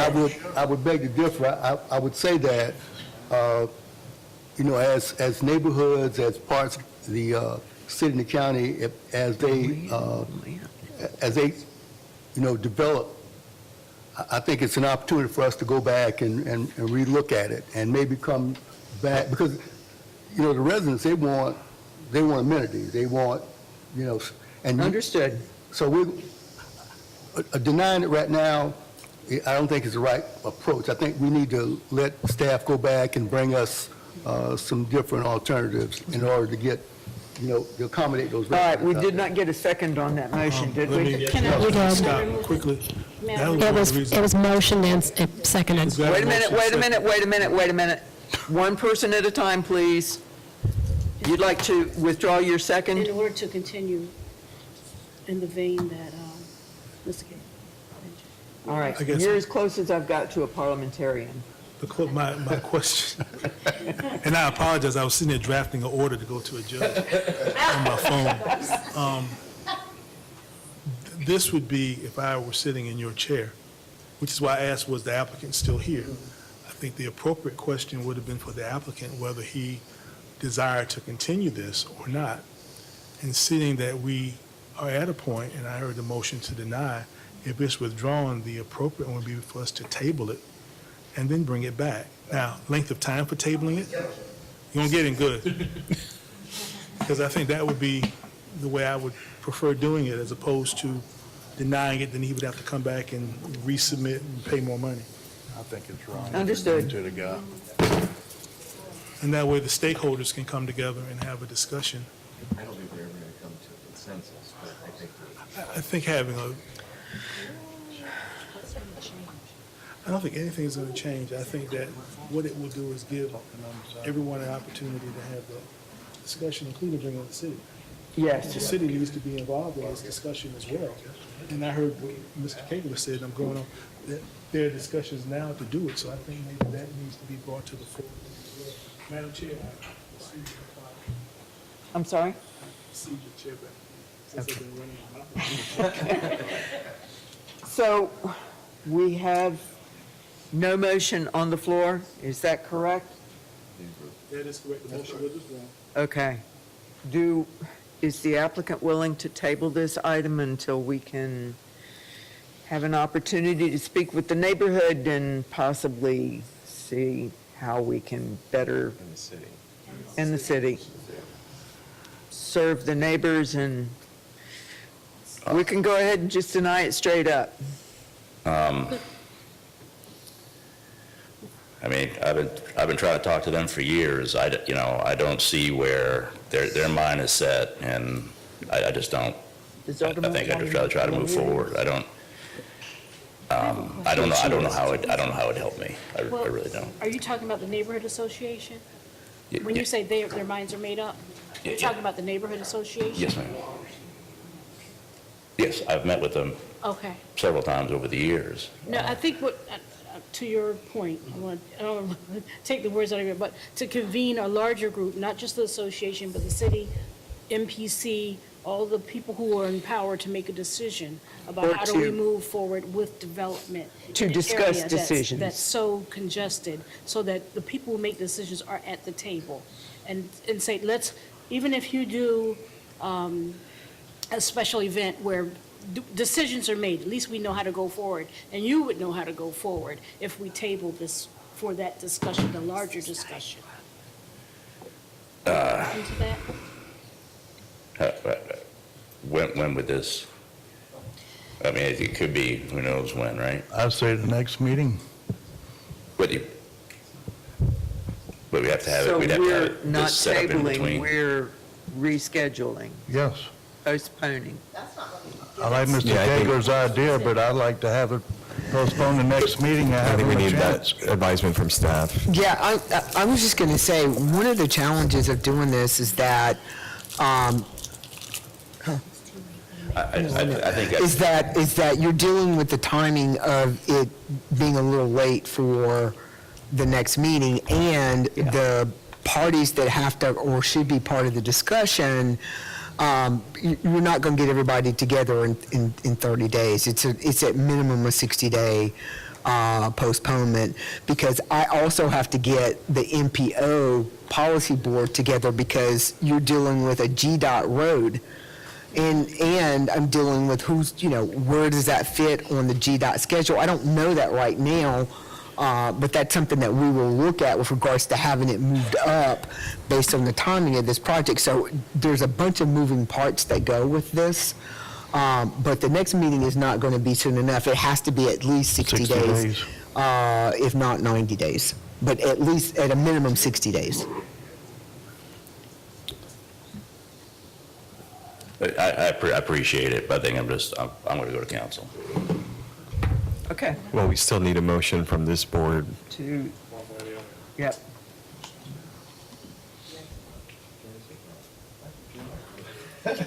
You would need a motion to deny. Okay. Amick, second. Did you make that motion, Mr. Irvin? I guess I did. Thank you. I'm not making the motion enough. All right, we have a motion and a second. Ms. Amick? To deny. Yes. Ms. Bowles? Yes. Mr. Coles? No. Mr. Irvin? Yes. Mr. Kegler? Yes. Ms. Wilson? Yes. Mr. Notrika? No. Mr. Plunk? No. Mr. Welsh? No. Mr. Whitewoody? No. I too say yes. So motion passes. Good luck at council. If I may note, one of the things that we could make sure that we add a note to, that since you guys talked about the roads when we send the recommendation over, is that the city look at where this road sits on the priority list, so that if they decide to approve it, then we can go back on the MPO side of the house and do some amendments if necessary to get it moved up, because it requires money that they've got to put in. Thank you. Do we need to, advise staff to do that, or are you just going to include that? For the record, you can just advise us to add that to. Okay, Coles, I requested the staff include that with the recommendation.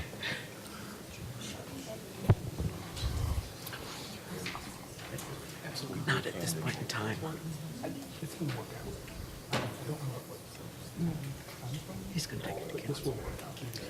Thank you very much. Alderwoman, All right. thank you for being here. Yes, thank you. I know. All right, the next item on the agenda is 9 West 43rd Street, special use permit to allow a restaurant with alcohol sales within the TC1 zoning district, and I think you can make this one very brief.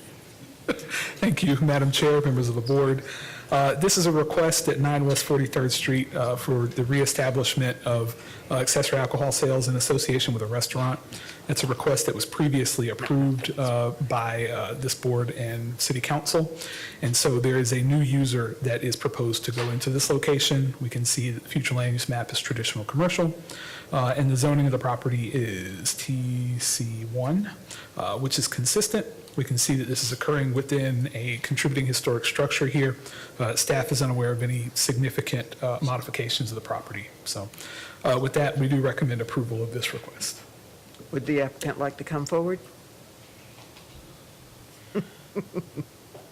Not sure. This one's an easy one, Mr. McCorkle. I'll just. Robert McCorkle here on behalf of the petitioner. Joshua Sexton's here on behalf.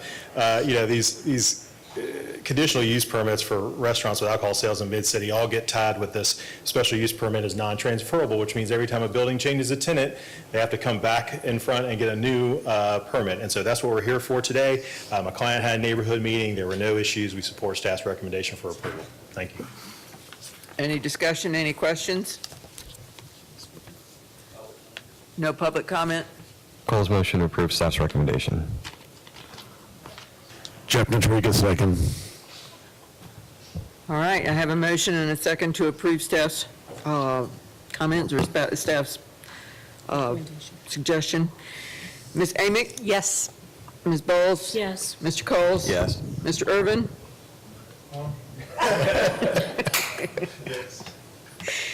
Mr. Kegler? Yes. Ms. Wilson? Yes. Mr. Notrika? Yes. Mr. Plunk? Yes. Mr. Welsh? Yes. Mr. Wywoody? Yes. I too say yes. Unanimous. Almost never have that happen with Mr. McCorkle, but. That's not a first, is it? Is that a first? First unanimous? No? Sorry. All right, the next item we have is 0 Bull Street and 121416 East 40th Street. All right. Thank you, Madam Chair, members of the board. This is Edward Morrow again. This is another special use permit request to establish a parking facility. This is also within the Streetcar Historic District on parcels currently identified as 0 Bull Street, 12, 14, and 16 East 40th. Mr. Morrow, just briefly, I wanted to see if Mr. McCorkle wanted to continue this with the issues that we were discussing in the pre-meeting.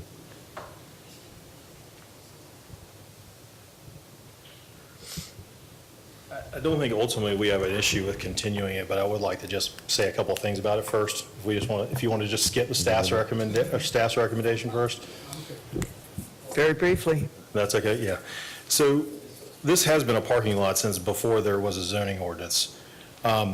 This came about because the city is in the process of doing some code enforcement to pay by the hour parking lots all over the city. Yes. When our client acquired this property, it was already being used as a pay by the hour parking lot and has been since at least 2022. The required number of parking spaces, it's the same owner as 2400 Bull. The required number of parking spaces for 2400 Bull is 17. There are about 50 spaces in this parking lot. Based on the city's reading of the term parking facility, if the owner rents spaces at night, they're used by tenants in the daytime and then rents them at night, then in the mid-city, it needs a conditional use approval. If we were doing this in one space in the parking lot, or we were doing it in 50 spaces in the parking lot, it would need a conditional use approval.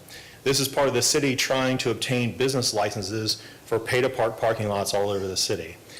So we worked with zoning in connection with getting here today. Asking for this conditional use approval was to resolve the ordinance case, there's never been a discussion with the city about this causing some kind of problem with our parking requirement or us not providing the 17 spaces that are required to be provided for the shopping center. The city frankly doesn't distinguish between parking spaces you pay for or parking spaces you don't pay for. So if you have parking spaces and you rent them to your tenants and they put a sign out in front of them, they pay you for them monthly, those still count towards your required parking spaces. And so some of the spaces in this lot are rented to tenants monthly. Some of them are charged by the hour. Some of them are rented monthly during the daytime, but then also charged by the hour at night. And so what we're really just doing is continuing a use that has been there for a very long time. The parking lot, it looks good, it's well-maintained.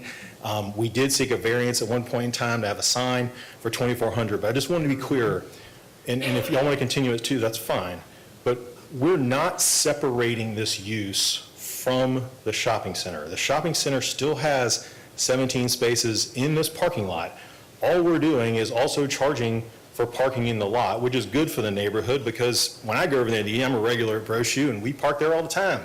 And it's oftentimes full at night. And so it is helping to, by opening it up to the public, it's helping to relieve some of the parking constraints, not adding to the parking issues over there. These lots could be developed. My client could take these lots on the end and build restaurants on them that are 3,000 square feet that have no parking requirement and add cars into the neighborhood or do anything with them. They're not required to be there for the shopping center. And so we think the use is appropriate. It's been there for 70 years. And so we support staff's recommendation. If there's a desire that we have further discussion with zoning or that the zoning staff or the city confirm that this is the concern and that the concern is not that we have additional parking for our tenants, then we can certainly do that. But I just wanted to make sure everybody, I had some facts I couldn't say in the pre-meeting, obviously, and so I want to make sure everybody had those facts, that that's what we're here for. We do have a speaker for this item, so maybe we should go ahead and move forward with it. Yeah, I just do want to clarify that I think that we need specifics moving forward, as was discussed in the pre-meeting, so that we're not picking one set of rules for this parking lot and then another for another, because that particular company that's operating it is basically absorbing everything. They're like the new Spirit Halloween of parking spaces in Savannah. So this issue is going to come up again, I'm sure, in the future. So Yes, I'm sir. still in favor of tabling it after we hear from the public comment. Mr. Plunk? Just to clarify, a lot of what you said made sense to me. I guess just to clarify one more time on what you said. So if you've got a business that is required to have 6 off-street parking spots and you provide them, you can still then rent those 6 parking spots out. Those can be paid spots and those still count towards the 6? I guess that was kind of one of the main questions that was going around in the Yes, pre-meeting. there's no Even if it's open requirement. to anyone in the public, you know, doesn't, Correct. yeah. There's no requirement that parking spaces be free. People Right. charge for valet, they charge for parking Sure, spaces. yeah, They- makes sense. Oftentimes, they're rented by the month. It may not be an hourly rental, but a tenant's paying for it by the month to have those specific spaces. Right. And so, yes, I'm unaware of any distinction, nor has anyone ever raised one. But as a parking facility that's ultimately open to the public, because we are opening it to the public and not just to the tenants of our shopping center, then we do have to have the conditional use approval. I think the reality is this has been open to the public for a really long time. Yeah. It's just Yes. that people again, were charging for it at least back before 22 and before my clients owned it, but it's been, I think neighbors were probably parking for free in there back when it was a save-a-lot and it didn't have stripes and there were weeds growing in it and everything else. I think people probably parked freely all over that lot. And That I'm looks a sure they lot would like to nicer. continue to be able to park there for free, but it's still ultimately private property that could be developed as something else, and having a parking lot there available to the public is an amenity to me. That area is obviously bustling. 2400 Bull Street has been a great addition to that area. Love that shopping center, and having these spaces available to them and available to the public is a good thing for the neighborhood, in my opinion. I appreciate that, and I appreciate the good summary of it, but I still want the opinion from this city specifically. Do I have a second to your motion to table? Do we want to hear from the public Oh. first? Ms. Braunzweig, would you like to speak? I would, actually, because my comments are specific to this. Okay, come on up. I did want to make one comment. If it is tabled today, can we please table it to the 15th of July, because I'm going to be out of town on the 24th of June, which I think is the next meeting, so just want to throw You're not that out. burning another building down, are you, while you're out of town?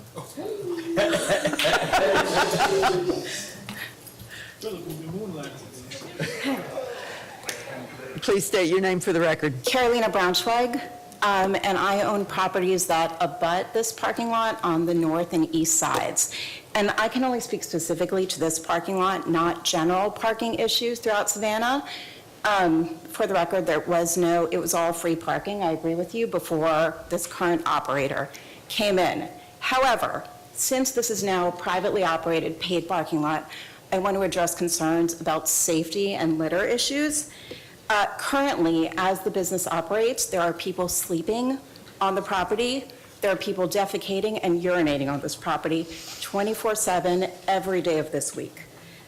There's litter, especially at night and especially on weekends. There are people fighting, screaming, and just being crazy on this property. During daytime hours, Monday through Friday, and on weekends, there are people openly using drugs and consuming alcohol, not just sitting there, but people are bringing their vehicles into this parking lot to consume drugs and alcohol. I think before we give any further approval, I would really, really like the business owners and operators to address these specific issues at this parking lot. Secondly, generally speaking, and I think many of the neighborhood residents have addressed this in the letters, I think before we add any more commercial properties to this neighborhood, I want us to address more generally quality of life issues, especially traffic congestion, overall parking issues, trash is a huge one, and safety, especially at night. Thank you. Thank you. Carlos, I make the motion that we table this to the July 15th meeting, is that right? Is there any issue with that with staff? Okay.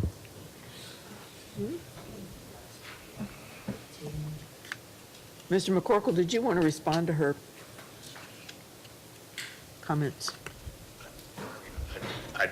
I just disagree with the comments. This is a well-kept parking lot. We actually have security for this parking lot, and anytime there's an issue, we call the police. There is a parking lot to the north of this with a building that is not currently occupied that I know has had several issues in the past, but I don't believe those issues are happening on this parking lot. I know that they've recently started working hard to enforce the issues at the Boys to Men parking lot. Maybe they've moved from there to...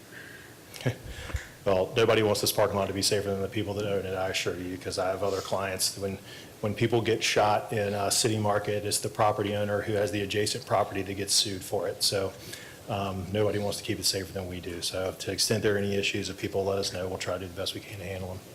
And we do have security for the lot at night. Okay. I'm sorry, Ms. Braunschweiger. I can't let you. But when it comes back on the 15th, you're welcome to come. And there is a motion on the table. Did we get a second? We did not get a second. Jeff Detrick, a second. Okay. All right, I have a motion and a second to table this issue. Ms. Amick? Yes. Ms. Bowles? Yes. Mr. Coles? Yes. Mr. Irvin? Yes. Mr. Kegler? Yes. Ms. Wilson? Yes. Mr. Notrica? Yes. Mr. Plunk? Yes. Ms. Ross? Oh, I'm sorry, Mr. Welch? Yes. Mr. Woody? Yes. All right. Motion passes. I too say yes. All right, our final item of the day is 420 and 302 Bush Road. Map amendment, rezone under existing PD to permit mixed-use residential, single-family apartments, and townhomes. Yes, ma'am. Thank you, Madam Chair, members of the board, Edward Morrow again. So the subject properties were annexed into the city of Savannah, and the PD zoning was actually applied back in January of 2025. And at that time, when council applied this zoning, there were no PD text standards, no master plan that were associated with that request. And so today's petition is for consideration of PD text and a master plan to be associated with these parcels. You can see them on your screen. This is located near the intersection of Little Neck and Bush Roads.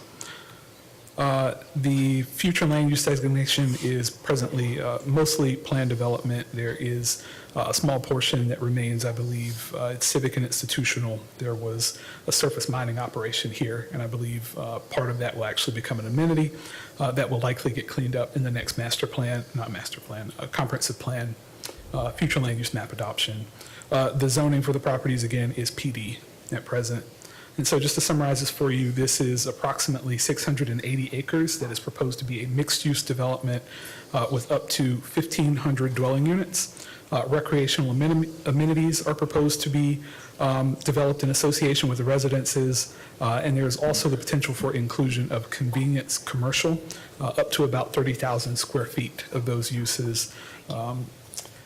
There have been at least 7 reported community meetings in association with this, and I know that there have likely been other contacts via email or one-on-one meetings that the developer has had. Also, the neighborhood association is in support of the proposal with very specific conditions attached. Just to offer some background, this came through the Coastal Regional Commission and went for a DRI review. This is DRI 4421. And the Regional Commission did find that this was mostly consistent. It is significant to note also that at the point that this went through City Council, this property was also subject of an intergovernmental agreement between the City of Savannah, Chatham County, the property owner, and the proposed developer. And there were a number of agreements made. Most pertinent here are likely those related to the improvements along Little Neck Road. There will be contributions on the part of each of those parties to this intergovernmental agreement. This also required that there be a zoning action, which today is a portion of that a master plan be adopted within 180 days, and also it set the cap on 1,500 residential units. All of these were components of that agreement. So to show you the proposed master plan for the McClendon tract, what you're seeing are essentially 4 different use designations: residential, multifamily, mixed-use commercial, and private recreation. The residential areas, R1 and R2, compose just over 350 acres of the proposed development, and they would consist of single-family detached and attached homes. There is a section that would be multifamily at about 44 acres, and those could also potentially include single-family attached and detached as well as apartments. The mixed-use commercial portion, which was particularly requested by staff, includes a neighborhood convenience commercial. Ideally, we would see things like office and professional uses, potentially childcare centers, and also upper story residential. This would be consistent with a NUZO limited business type designation. So these are uses that would be ideal in close proximity to residences. Finally, private recreation, which there are a number of uses that were proposed within this, hoping for a golf course still, but that brings the total to about 682 acres, and you can see how these are proposed to be configured across the site presently. Just to talk a bit about compatibility and impacts, the petitioner did include some preliminary trip generation data. I'll allow Mr. McCorkle to go deeper, or Mr. Bim with Thomas and Hutton with regard to the developing traffic impact analysis, which is being worked on at present. We did obtain a delivery schedule from the petitioner that was developed with City of Savannah engineering, and so you can see the proposed delivery schedule between 2026 and 2032. Also, it's my understanding that our 2050 STIP level of service data may be a little out of date. This is indicating that Little Neck Road is presently at a level of service E, but it may in fact with later data reflect F. So, just to show you, both of these parcels are encumbered by wetlands, and they are within, there's portions of 100-year floodplain, and what you're seeing is an updated City of Savannah model for the 100-year floodplain on the right-hand side of the screen. With that, MPC staff does recommend approval of this request. This first condition, you will see, it was similar to what we asked for on 605 Old River Road, that this does not exactly address the proposed impacted wetlands, and so we would like to see a plan that specifically identifies areas of wetlands that are proposed to be filled and preserved, and to see the general master plan updated to reflect that. The second thing, that they shall not be cleared or graded. the site not cleared or graded until wetland permits have been finalized.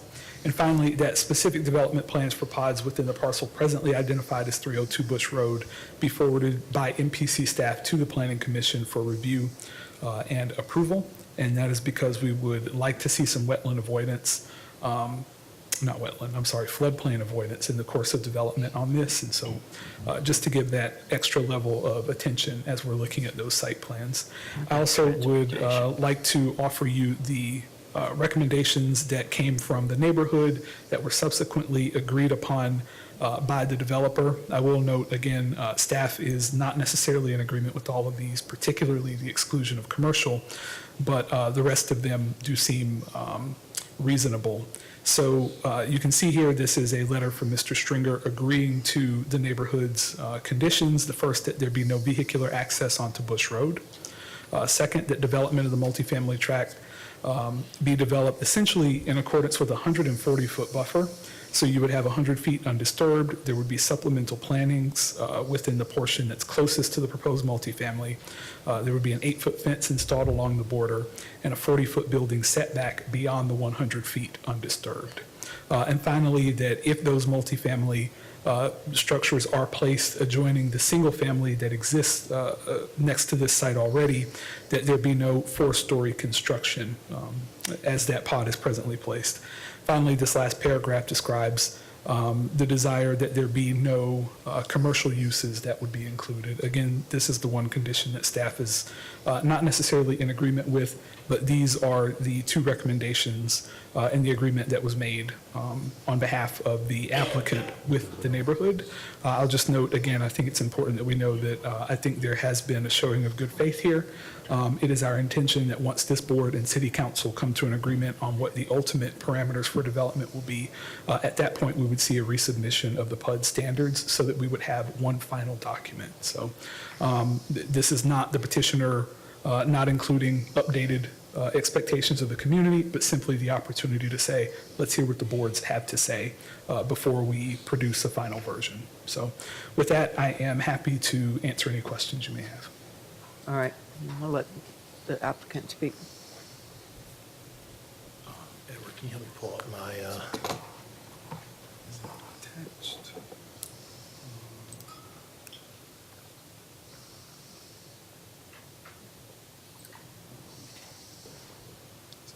sure. Thank you, Robert McCorkle, here on behalf of the petitioner. I appreciate Edward's presentation and appreciate his mentioning of the good faith. I can honestly stand here in front of y'all today, and I know I stand here in front of y'all a lot, 3 times a day.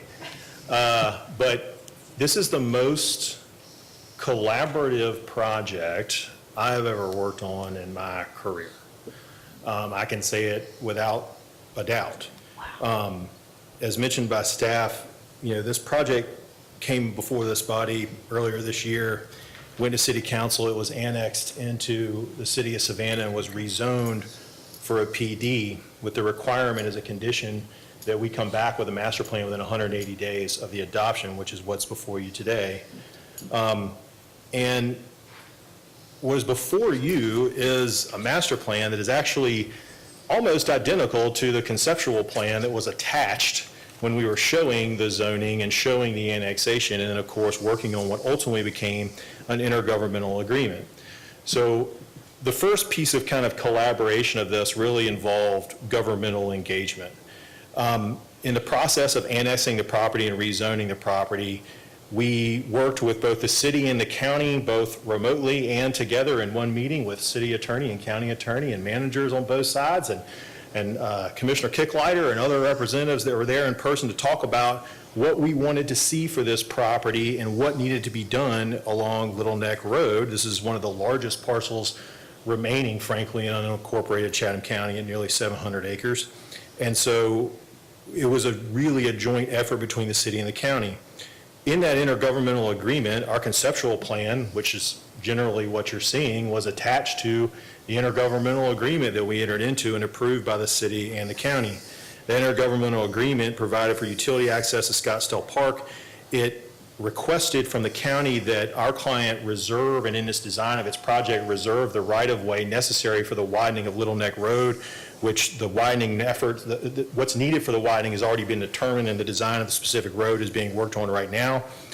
And it also is going to bring water and sewer to this area, which isn't there.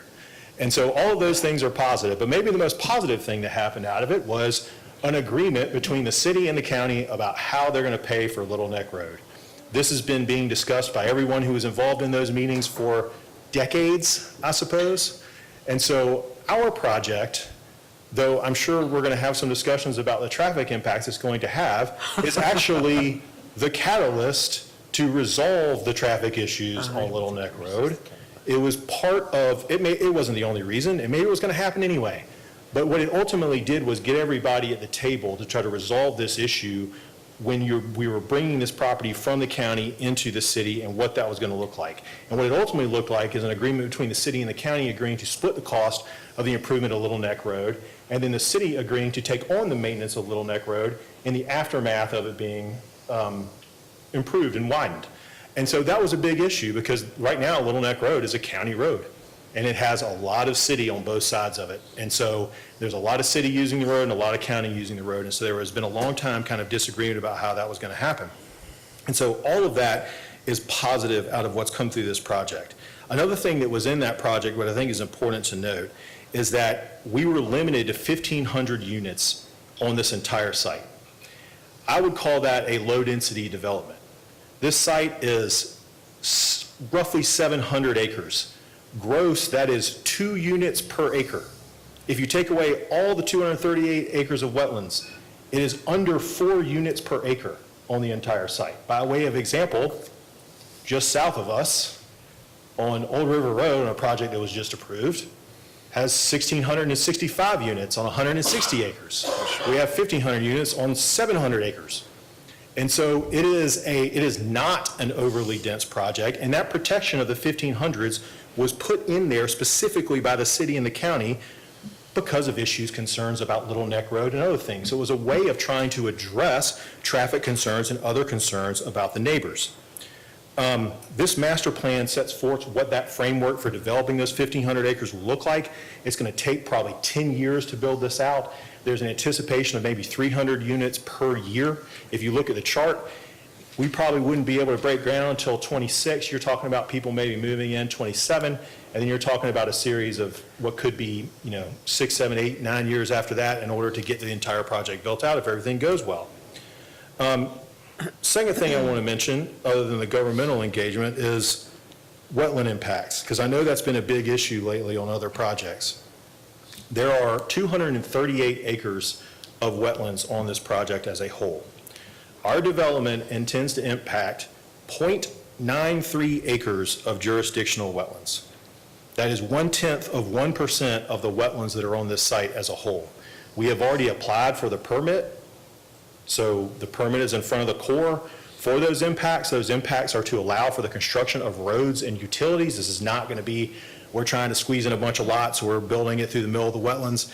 These are for road and utility accesses to breach those wetlands, which occur all the time in developments all over. We have absolutely designed this project intentionally to minimize what those wetlands are. And that's part of the thoughtful nature that went into how the different portions of this project were ultimately placed. Third, I want to mention the floodplain. There's been a lot of discussion lately on projects about the floodplain and about whole projects being constructed in the floodplain. Here, our impact on the floodplain will be minimal. The majority of the floodplain on this site is along the river to the very north edge of this site. None of that area is being developed. So no portion of that floodplain along the river is being developed. The only portion of the floodplain will be absolutely minimal, and it's in isolated sections primarily south of Little Neck Road. You'll see those little pockets. A lot of those are located in wetlands already. Most of that, the majority of that floodplain is in wetlands, which are not being impacted at all. But there may be some minimal places where we have roads and other things crossing the floodplain, but it will be minimal. We're taking the same care with the floodplain that we're taking with the wetlands. Traffic, the fourth thing, and I only have 5 and then I'll be done. So the fourth thing, just to mention something just about traffic in general. As I mentioned, we believe this project has been a catalyst for trying to address these traffic issues. We believe that the low density that was required as part of our intergovernmental agreement between the city and the county specifically keeps our density low and protects those roads. We believe that the phasing of the project over a significant period of time also lowers the immediate impact and gives time for those road developments to be going on, which I think the county manager can confirm are being designed and funded. We did have a traffic impact analysis from Thomas and Hutton. And I do want to mention that that traffic impact analysis, if you saw it, does mention numerous improvement projects that are going on immediately surrounding us, including the widening of John Carter Road, the widening of Old River Road, the widening of 204, Little Neck Road reconstruction, traffic signals at John Carter and Little Neck Road, other projects that are all in various phases of development, which are ultimately going to improve the road system around us. One of the main concerns as far as traffic is concerned is Bush Road. Now, I know there was some concern about the fact that even though we may not be putting cars on Bush Road, that we may be putting traffic on Bush Road. I think it is fair to say, and I think the anticipation of the developers is the vast majority of this traffic is going to go out Little Neck Road west to the interchange of Little Neck Road and I-16. If you're trying to get downtown or almost anywhere, that is significantly quicker than going down Bush Road and then going out 204 and then dealing with that intersection at 204 and 95. That interchange at Little Neck works pretty well, and I think that's going to be the way that the majority of this traffic goes. It was very important to the neighborhood that we not put traffic onto Bush Road. And so we agreed with the neighborhood in that assessment, and we have no desire to put traffic out directly onto Bush Road. Lastly, I want to talk about just neighborhood engagement in general. You may have seen the list, and Mr. Morrow mentioned that we've had 7 formal meetings with the neighborhood associations immediately surrounding us, and also the Ogeechee Riverkeeper and the Canal Society. That's 7 formal meetings. There have been numerous informals, emails, texts, calls. I attended some of these meetings, but not all of them. I give credit to both my client as well as the neighborhood for being as vigilant as they have been of trying to get some agreement worked out. Obviously, this is an area that is kind of dealing with rapid development all around them. People might say it used to be the country, and now we're having all this development going on around them. And so I think the West Chatham group has tried to have input in a lot of different projects around them. And I think that in addition to all of the meetings and all of the things that we did, you saw in Mrs. Bieber's letter her mention that there's never been a developer before who has worked as closely and earnestly with the neighborhood as this one. And that came from a challenge, frankly, from Commissioner Kicklighter. It was also a challenge from Alderwoman Shabazz. And she looked me in the eye at our city council meeting when they annexed the property and told me very clearly that her expectation was that we would not be back in front of her, and she would not be hearing people talk about how we didn't meet with them and did not take their input. And so I take those things very personally and very seriously because I have relationships with Dr. Shabazz, and it was all on the record. And we promised that we would do it. And our clients had extensive meetings and extensive discussions, and it has been a lot of work on both sides to try to get to where we are today. And where we are with that is specific conditions that were requested. These conditions were initially requested by the neighbors, and then our client issued a letter signed by the JV development partners, who are North Point and Four Star. And the JV development partners signed the letter and sent the letter and then sent it into the MPC to make sure that it was on the public record that we were supportive of the neighborhood's request. You'll see on the screen, item 1 is no vehicular access to Bush Road. And I'm actually going to scroll down to give a cleaner version to see. Number 1 was no vehicular access to Bush Road.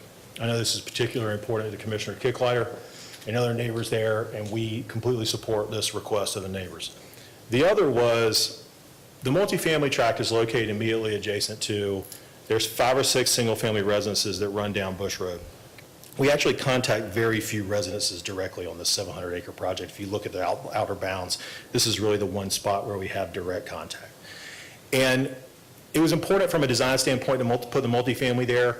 It allows access across Bush Road to get to Scottsdale Park without having to have kids cross what's going to be a 4-lane divided road for Little Neck, which was a concern. Another concern was we wanted the multifamily to have its own direct access in and out of Little Neck without having to put it in the back of a residential neighborhood, let's say, and then have all the traffic from the multifamily flow through a single-family residence or neighborhood in and out. That's generally not a desired traffic pattern. So we thought from a design pattern, that would be a good, the way it is now and where it is now is the correct place for it. It also minimizes our wetland impacts. And so in order to address that, you can see the list here on item 2.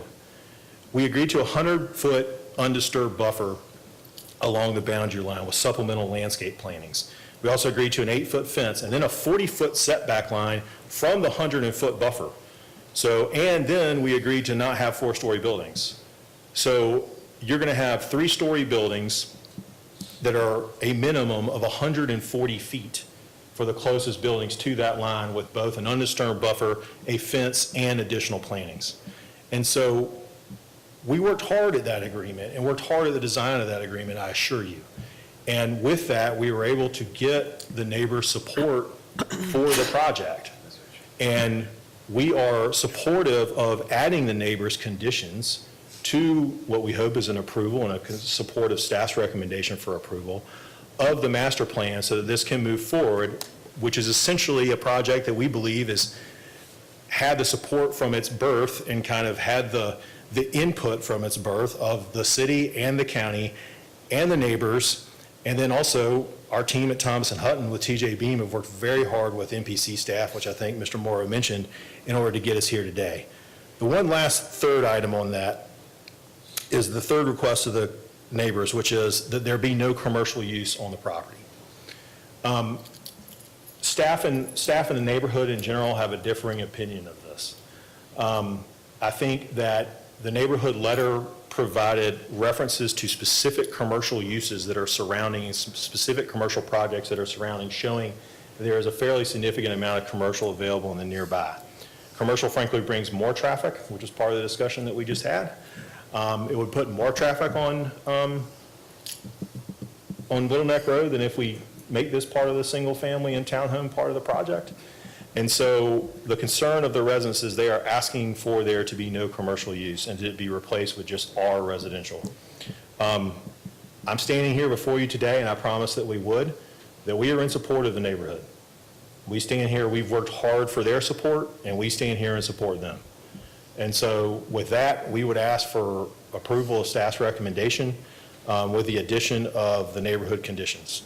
And I'm also happy to answer any question, and to the extent we're going to get comment, which I'm sure we are, I'd like to have a moment to respond when they're done. Thank you. Thanks. Questions? Mr. Notrika? Okay, go ahead. Mr. Morrow, with the collaboration that's happened between the petitioner and the neighboring residents, how firm is staff on sticking with the inclusion of the commercial aspect of it? I think we've seen that commercial, at least to some extent, needs to be a part of every project. I think it's a small first step. When you look at other jurisdictions across the country, I mean, we have some that have been so extreme as to eliminate single-family zoning. We had a very robust discussion earlier about communities that are incomplete. When you separate uses, you have to build roads, and very soon you figure out, oh, nobody wanted to spend a lot of money on roads, so now we don't have enough. And so we're a jurisdiction that is very suburban in nature, but we're experiencing urban problems. And so we need urban solutions. We need compact uses.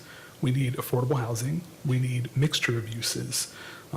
So that staff is very firm on that. So the follow-up with that is you have no objections to the rest of the neighborhood conditions, just that one? That is correct. Okay, thank you. Nobody else? I was just going to say that if, as a compromise, you could limit the amount of square footage for commercial retail so that you don't end up with, 500,000 square feet of retail. If you wanted something that was a little bit more reasonable in size, you could say, not to exceed 50,000 square feet or whatever that you feel is appropriate, because that way at least it gives the community an opportunity to kind of have an idea about what the size would be for commercial, but it also I just want to add, there's a number of uses in there. Childcare comes to mind, just because this Right. is something we're talking about. These are not all retail. So if there's a limitation, maybe limitation specifically on something like retail or restaurants, but allowance of other non-residential uses that are Right.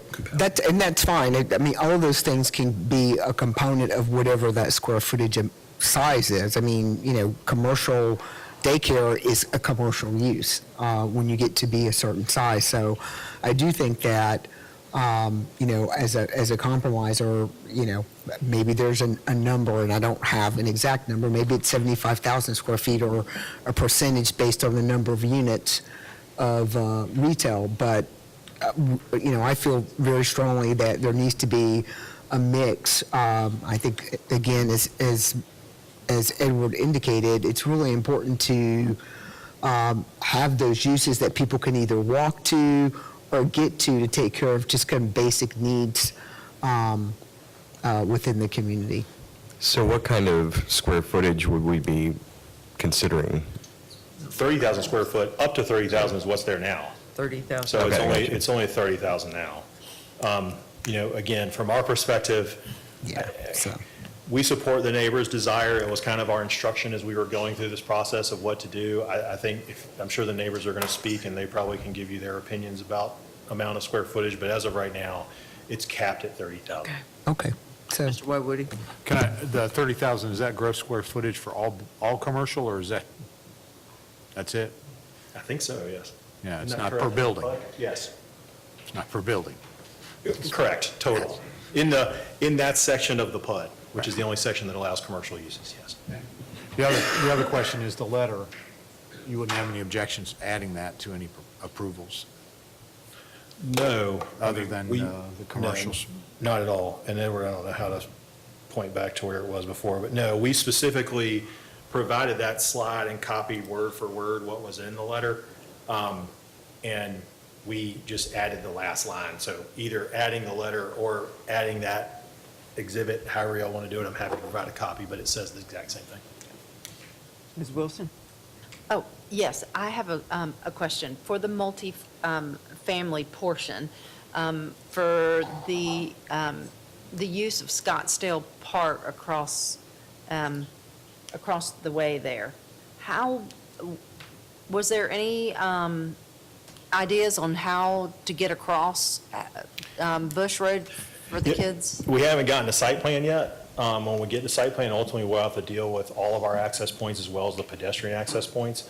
But I think the intent, obviously, again, part of the intergovernmental agreement was to help get utilities to Scottsdale Park so that it can be improved. We consider it to be a great addition to our part of our project in addition to our own green space and other things. And so I think the answer would be we'll figure that out when we get to site plan as to kind of what those crossings would look like. Okay. And I'm assuming we can also fold whatever those crossings are going to be into the widening of Little Neck, because, for instance, right now, whatever we designed is going to change.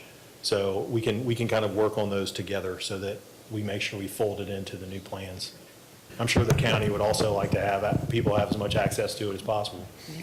That'd be great. Yeah. Ms. Amick? This is kind of random, but I'm trying to open up the document that says 302 and 420 Bush Road Master Plan. That's this. Okay, so that's one and the same thing then. Yes, that's it. And again, it's somewhat similar to the last one in that this is just the master plan. So this is a block plan of what's going to be permitted in each part. We will have to come back for site plans as each phase comes through, and as was recommended by staff, and we support the condition, as the site plans come through, they'll come back in front of you. I'm a little uncomfortable just throwing out a 30,000 square foot number. It seems kind of arbitrary, but that's a number you picked, correct? 30,000? Yes, it was a number based on the size of the space as well as part of our discussion of working on the PUD in general, Okay, what we that thought was made not- sense in that space, Okay. yes. And if it will help you get your head around the sizes of things, just for reference, your typical CVS or Walgreens is about 5,000 square feet.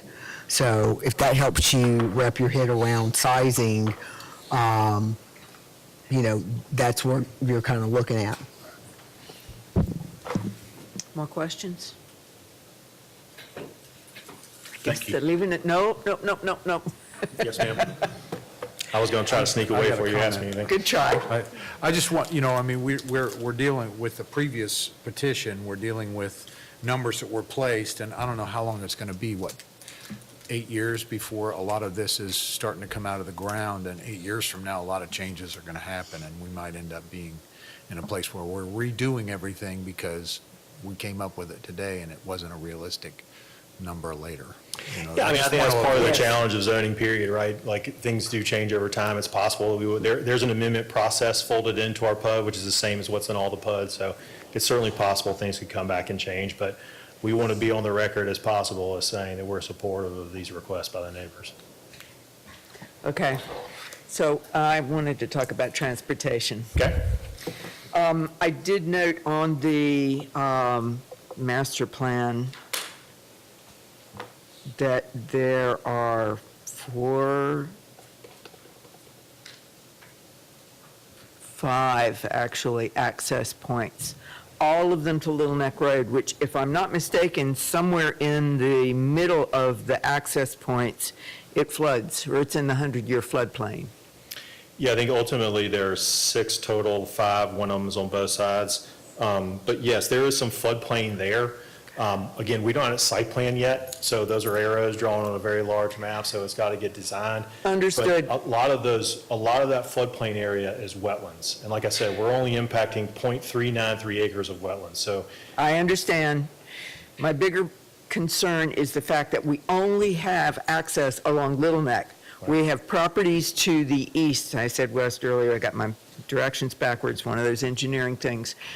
There are several large parcels to the east. We show no connections to those whatsoever. I hear what you're saying about Bush Road. I don't know what the ultimate plans are for Bush Road. I'm guessing that in the future it will be improved. I would very much like to see a stub that terminates before we get to Bush Road, if that's what's needed for the residents to be comfortable. But ultimately, I mean, we had this discussion at not the last, but a couple of discussions ago about connectivity and how more connections create less congestion. Sure. And right now, all I see is connections on Little Neck. And Yeah, I that's mean- going to become dangerous. It'll probably be dangerous right off the bat. There may be a future where Bush Road has been improved dramatically. I think it's a tricky road. It's got the Ogeechee Canal running down one side of it, which makes it particularly tricky. Understood. And so as of right now, as far as what's to the east of us, there's nothing to connect to, nor is there anything to connect to our, on Bush, other than the single-family residences that are in front of us, which I'm sure they would not prefer. You can't stub to those large parcels to the east? There's nothing, I'm just saying there's nothing there To the west? to the west, Yes. right? But I had it right the first yeah, time, I mean, never mind. I think can't- ultimately that's going to be determined at a site plan standpoint. They're not developed, and so there's not like a neighborhood we Understood, would be tying understood. into. So what we don't want to create for our neighbors and for our ultimate homeowners is some open back door onto some piece of property that's just wooded that we don't have control over and other things like that. So there are considerations about just connecting us to other things that we don't know what's coming there. Nevertheless, it can be handled very Sure, it reasonably, can. within 100 feet of there, putting in a temporary turnaround and giving them, dedicating the right-of-way so that when they come in, they have a way to connect to you. And when we work through our site plans, we'll be dealing with traffic and getting traffic input, and we'll also be back in front of y'all to talk about those same My other issues. concern is really for Mr. Kegler or someone in the governmental end of it to tell me what exactly is going to happen with Little Neck. I understand there are plans being drawn up, but I don't want this development to move forward if the road is still in the condition that it is. I mean, I know it's very, very crowded and very dangerous right now, and putting more cars on that road, putting construction vehicles on that road is going to be a dangerous thing to do. There's currently an intergovernmental agreement, as Mr. McCorkle indicated, that's been signed and executed to 4-lane Little Neck Road. Understood. That's going to happen. Is it going to happen in 2032, or is it going to happen in 2026? 26, 27 timeframe. Okay. Well, my concern would be having houses finished in '26 or having roads under construction in the development in '26 while this roadway is under construction. We worked with the city of Savannah, and I won't speak for the city manager, he's not here. but Understood. The kind of thought process was the city wouldn't permit, they permit only enough houses that the road could support. So we wouldn't get ahead of ourselves in the process. And who's going to control that? Well, the city of Savannah. Okay. We don't have a master plan at this point in time, correct? We're just doing the zoning. No, we have, it's zone PD, and what we're approving today is the master plan, which is the piece of paper that's in front of you, as well as the PD document that was part of the package. So it was zoned PD when it was, as a placeholder, when it was put into the city in the annexation. This is the master plan that would be tied to the PD. Okay. So again, we don't have a site plan, which also has to come back here, but this is the master plan, which is the blocking plan for what the uses will be and where they'll be located, Okay. and All what right. the design standards are. There's an entire, Yes, I know there were 40 pages that I Sure. got on Friday to read. sure. And that was just one little segment of one little project. Didn't include the DRI.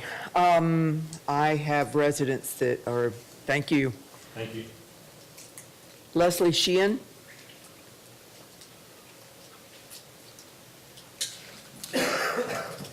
Good afternoon. I'm going to speak initially and most specifically to the Please state commercial- your name for the record. Leslie Sheehan. Thank you. I'm a member of the Cypress Creek Homeowners Association, which is the development that you see that's right immediately adjacent to, I don't know if it's 302 or 40, whatever, Bush Road, but it's on the north end. On the staff report, in Section A, the zoning ordinance review, suitability, and community need. With regard to the commercial development, this is what the staff said: to reduce trips to more distant retail and service outlets for new and existing residents. All right, well, let me draw you a picture as to what is already in existence or has already been approved for commercial development. Half a mile north on Little Neck Road at the New Hampstead entrance, both sides of New Hampstead entrance already been approved for commercial development. Across the street from the entrance of New Hampstead is all commercial development. That was approved in 2006, 7. They haven't broken ground yet. It indicates there's no need for commercial development in this part of Little Neck Road. Less than 2 miles north of this development on Little Neck Road, commercial development is already in existence. That includes Parker's, a Quick Trip truck stop, a Shell station, Quick Serve, a Dairy Queen, Subway, and a storage rental facility. That's what's in existence now. In addition to that, there's a large commercial tracts, already been approved, already been zoned, not under development. There's plenty of room. Now, you go 3 miles south or less on Little Neck Road at the junction with Ogeechee Road. You have the already in existence, the commercial development that includes 2 strip malls. They've never been full. The tenants are always in turnover. In addition to that, you have a large storage rental facility. In addition to that, across the street, you have the Hopeton Plantation Plan. Huge PUD. Already includes commercial and light industrial. Haven't broken ground on it. Where's the need? And about 3 miles from the development, at the back end of New Hampstead, you have 2 large portions, plots of commercial development approval. Parker's has put 30 themselves seconds in there. There's nobody else there. So to me and to our residents, this indicates that right now, not even right now, there is no need for additional commercial development because what has already been approved has not been developed. But even if commercial need comes through later, you've already got the land developed. You don't need to add 8 acres in the middle of a rural Little Neck Road. You've got it on both ends. So your time is up. The only thing then, and I want to compliment Travis and his group. They should be the poster children on any development. And the only thing other thing I want to be in your bonnet is, I don't want to be here however many years from now, just like the gentleman that was here from Understood. before. Understood. We have a question for you. Hang on. Just to clarify, because your card said opposed, you're opposed to the commercial aspect of it, correct? Not the development as a whole? Okay. Thank you. Thank you. And Deborah, I think it's Warshaw?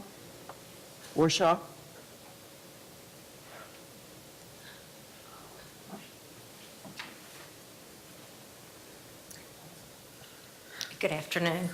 Good afternoon. One of the You've got things 3 that minutes. that If you state your concerned name me- for the record, please. Oh, I'm sorry, Deborah Warshaw. I live, I'm a member of the HOA, Cypress Creek HOA on Little Neck Road. And we abut to what is going to be the project that's going to be developed that we're talking about now on the south side. What I'm concerned about, there's a lot of things. One is the amount of water and the flooding that already occurs. We have like 11.44 acres. There's a lot of trees. And they fall, consistently. I'm concerned about the way, just the wetlands that we have to deal with, that they're going to have to figure out how to deal with it. Has that been approved? And the report for the river keeper, I don't know if that's been approved yet or not. Let's see, that's the main thing. And the DOR, the Department of Resources, regarding the animals that's going to be affected. There's a lot of things that, that are happening. We have devoted our time to, and our money to live in a beautiful home. We have, quite a bit of acreage out there, and it's secluded. We can walk around, nobody can see us. Now, we're going to have all of this development, and it's an inconvenience for us. I mean, I know that y'all don't care, but it has affected us. It's affected all of us. The other thing is, what is the size of the homes that are going to be built? Can you give us are they They'll gonna- have to respond to you after you're done. And Pardon? they'll respond to you after you're done. You've got 45 seconds. Okay, that's one thing. That's another thing. And we are an unincorporated, area. And it seems that we are always ignored. If this is the MPC, can you do anything about kind of helping us out as far as when the city mows or whoever mows, can you at least mow in front of our area? Because I don't know who to contact, If anyone has an idea, we'd appreciate that. So that's about all I have to say. But Thank you. Thanks. Appreciate it. I would recommend talking to the county commissioner over there. I believe is that your district? He speaks next. For the Commissioner mowing? Kit Kleider, would you like to share your thoughts? I got a comment card. Oh, come up to the microphone, please. And What I was kind of prepared to speak to? yes, please. Thank you. You can talk to her offline If if it's you'd a like. county street, just contact Michael and he'll take care of it. He's over every employee in Chatham County, so call and ask for the county manager. Tell him that I recommended you speak with him. He'll take care of it. All right, I first want to thank all of you guys, all and ladies, for everything that you do. You are unheralded heroes of sorts. Y'all are the first line of defense. You're the barrier islands, if you will, that catches the hurricane before it hits us on the mainland. And I, for one, I appreciate everything y'all do. I know it's a thankless job that you guys do, and I truly do appreciate that.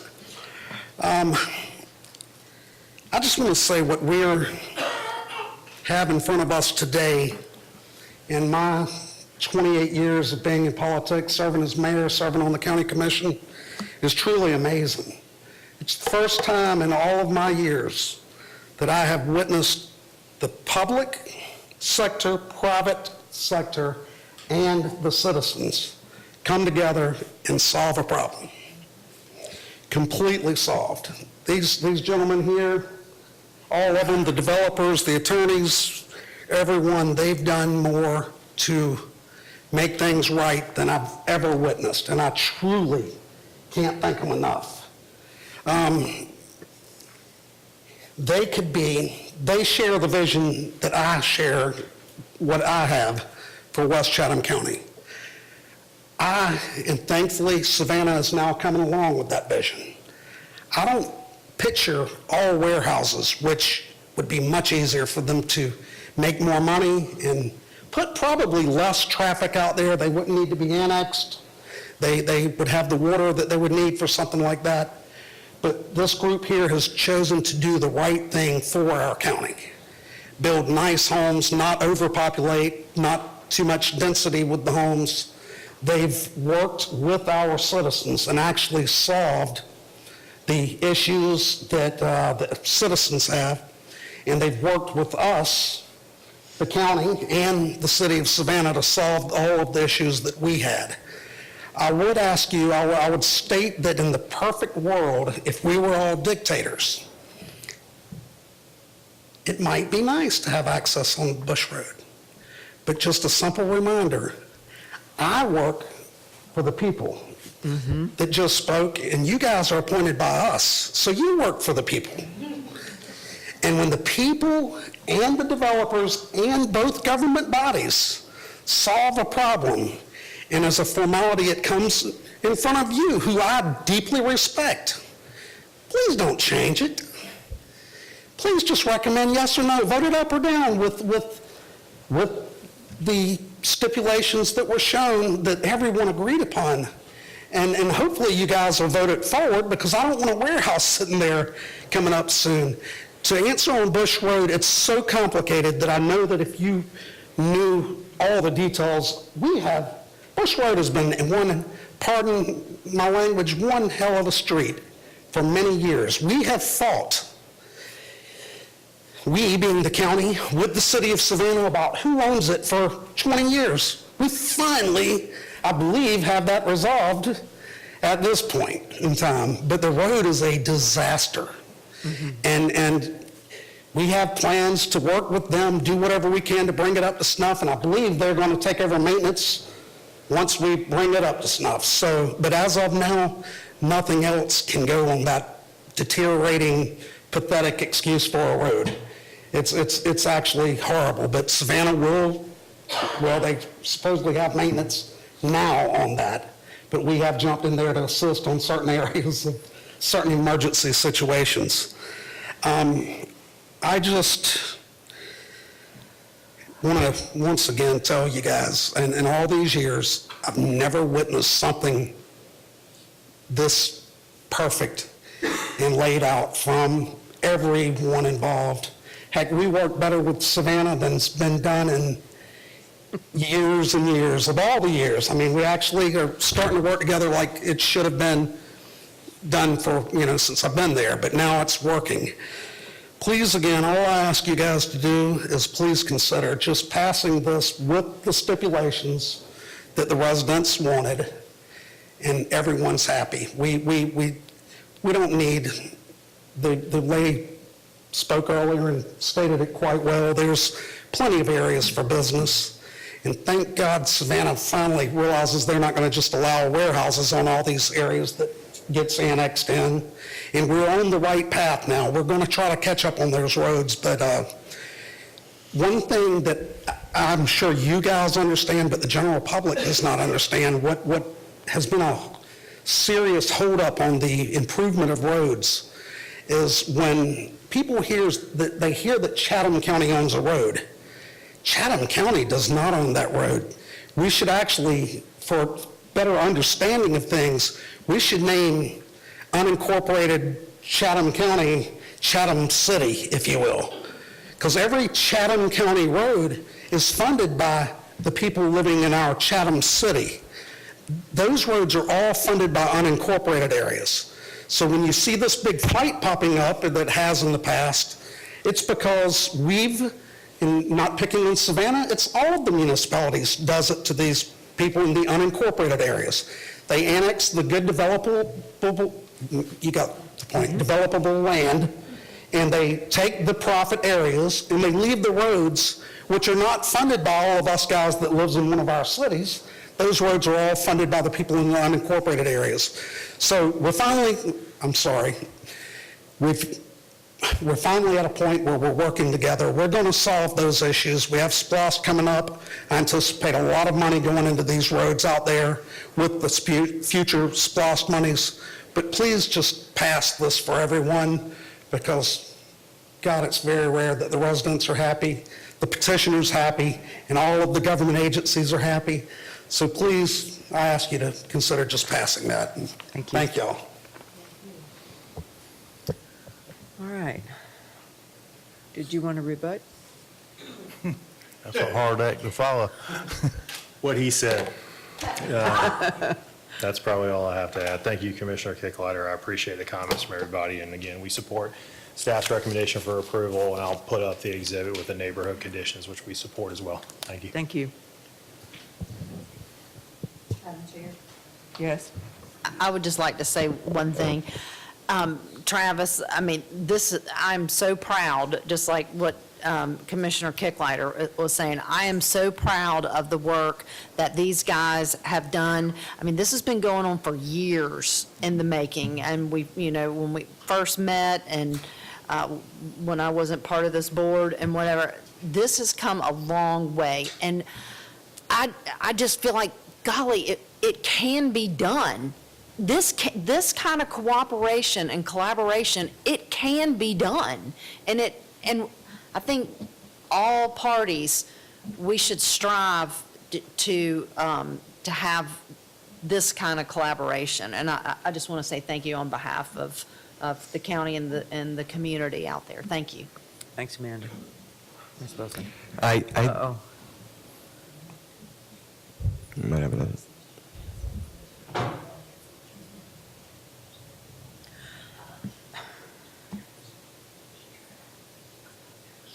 I have Ms. Bieber online. Y'all okay with letting Ms. Bieber go on even though we've closed public comment? Okay. Ms. Bieber?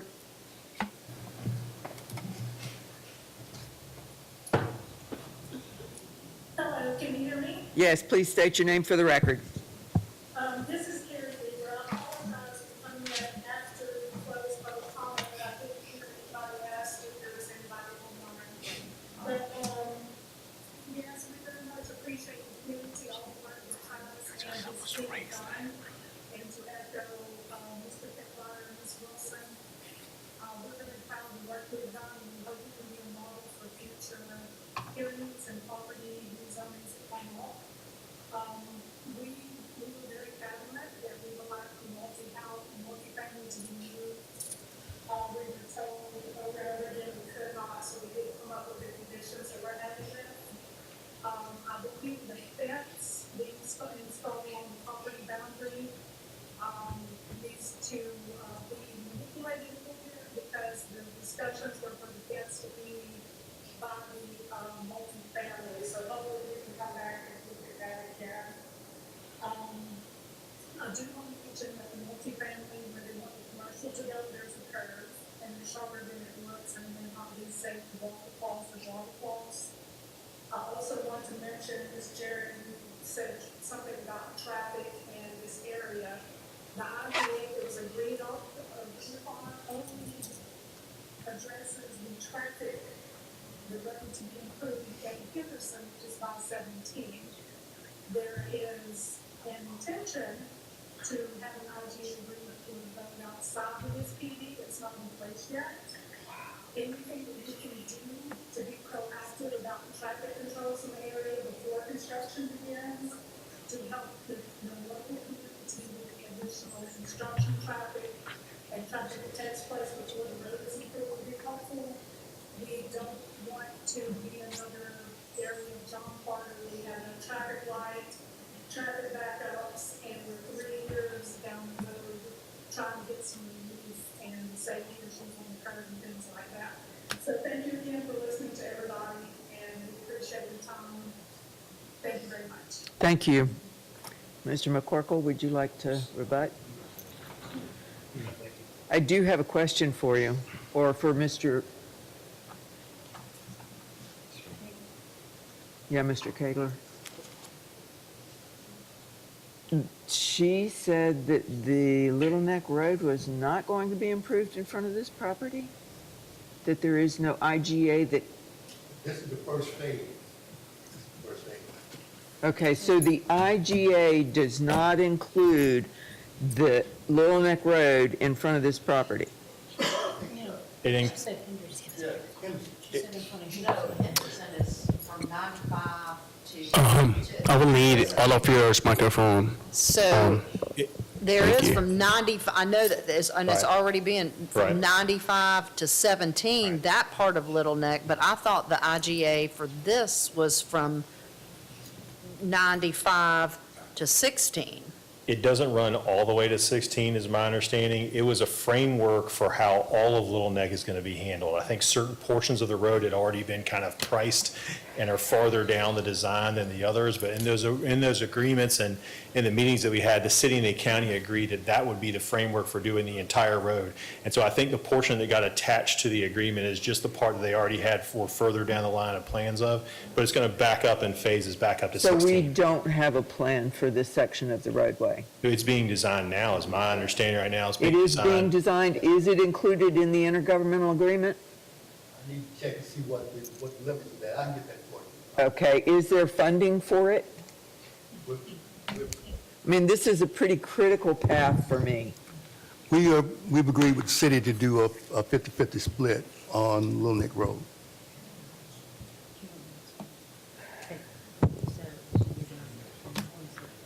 Thank you.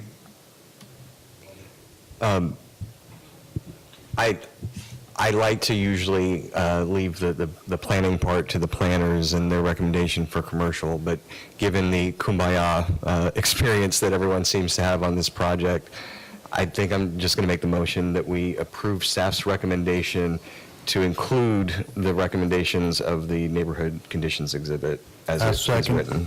I'll second that. Okay, so we have a motion for approval And a second. and a second. Ms. Amick? Yes. Ms. Bowles? Yes. Mr. Coles? Yes. Mr. Urban? Oh, Mr. Urban's left.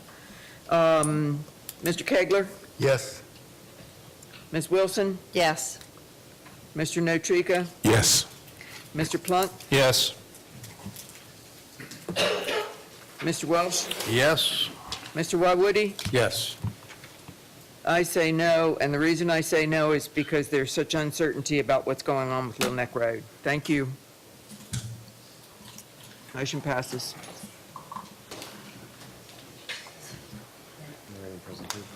Nope, no presentations. Where are we? Cole's motion to adjourn. Are we done? Sorry, I closed it, yes. All in favor? Okay, go home.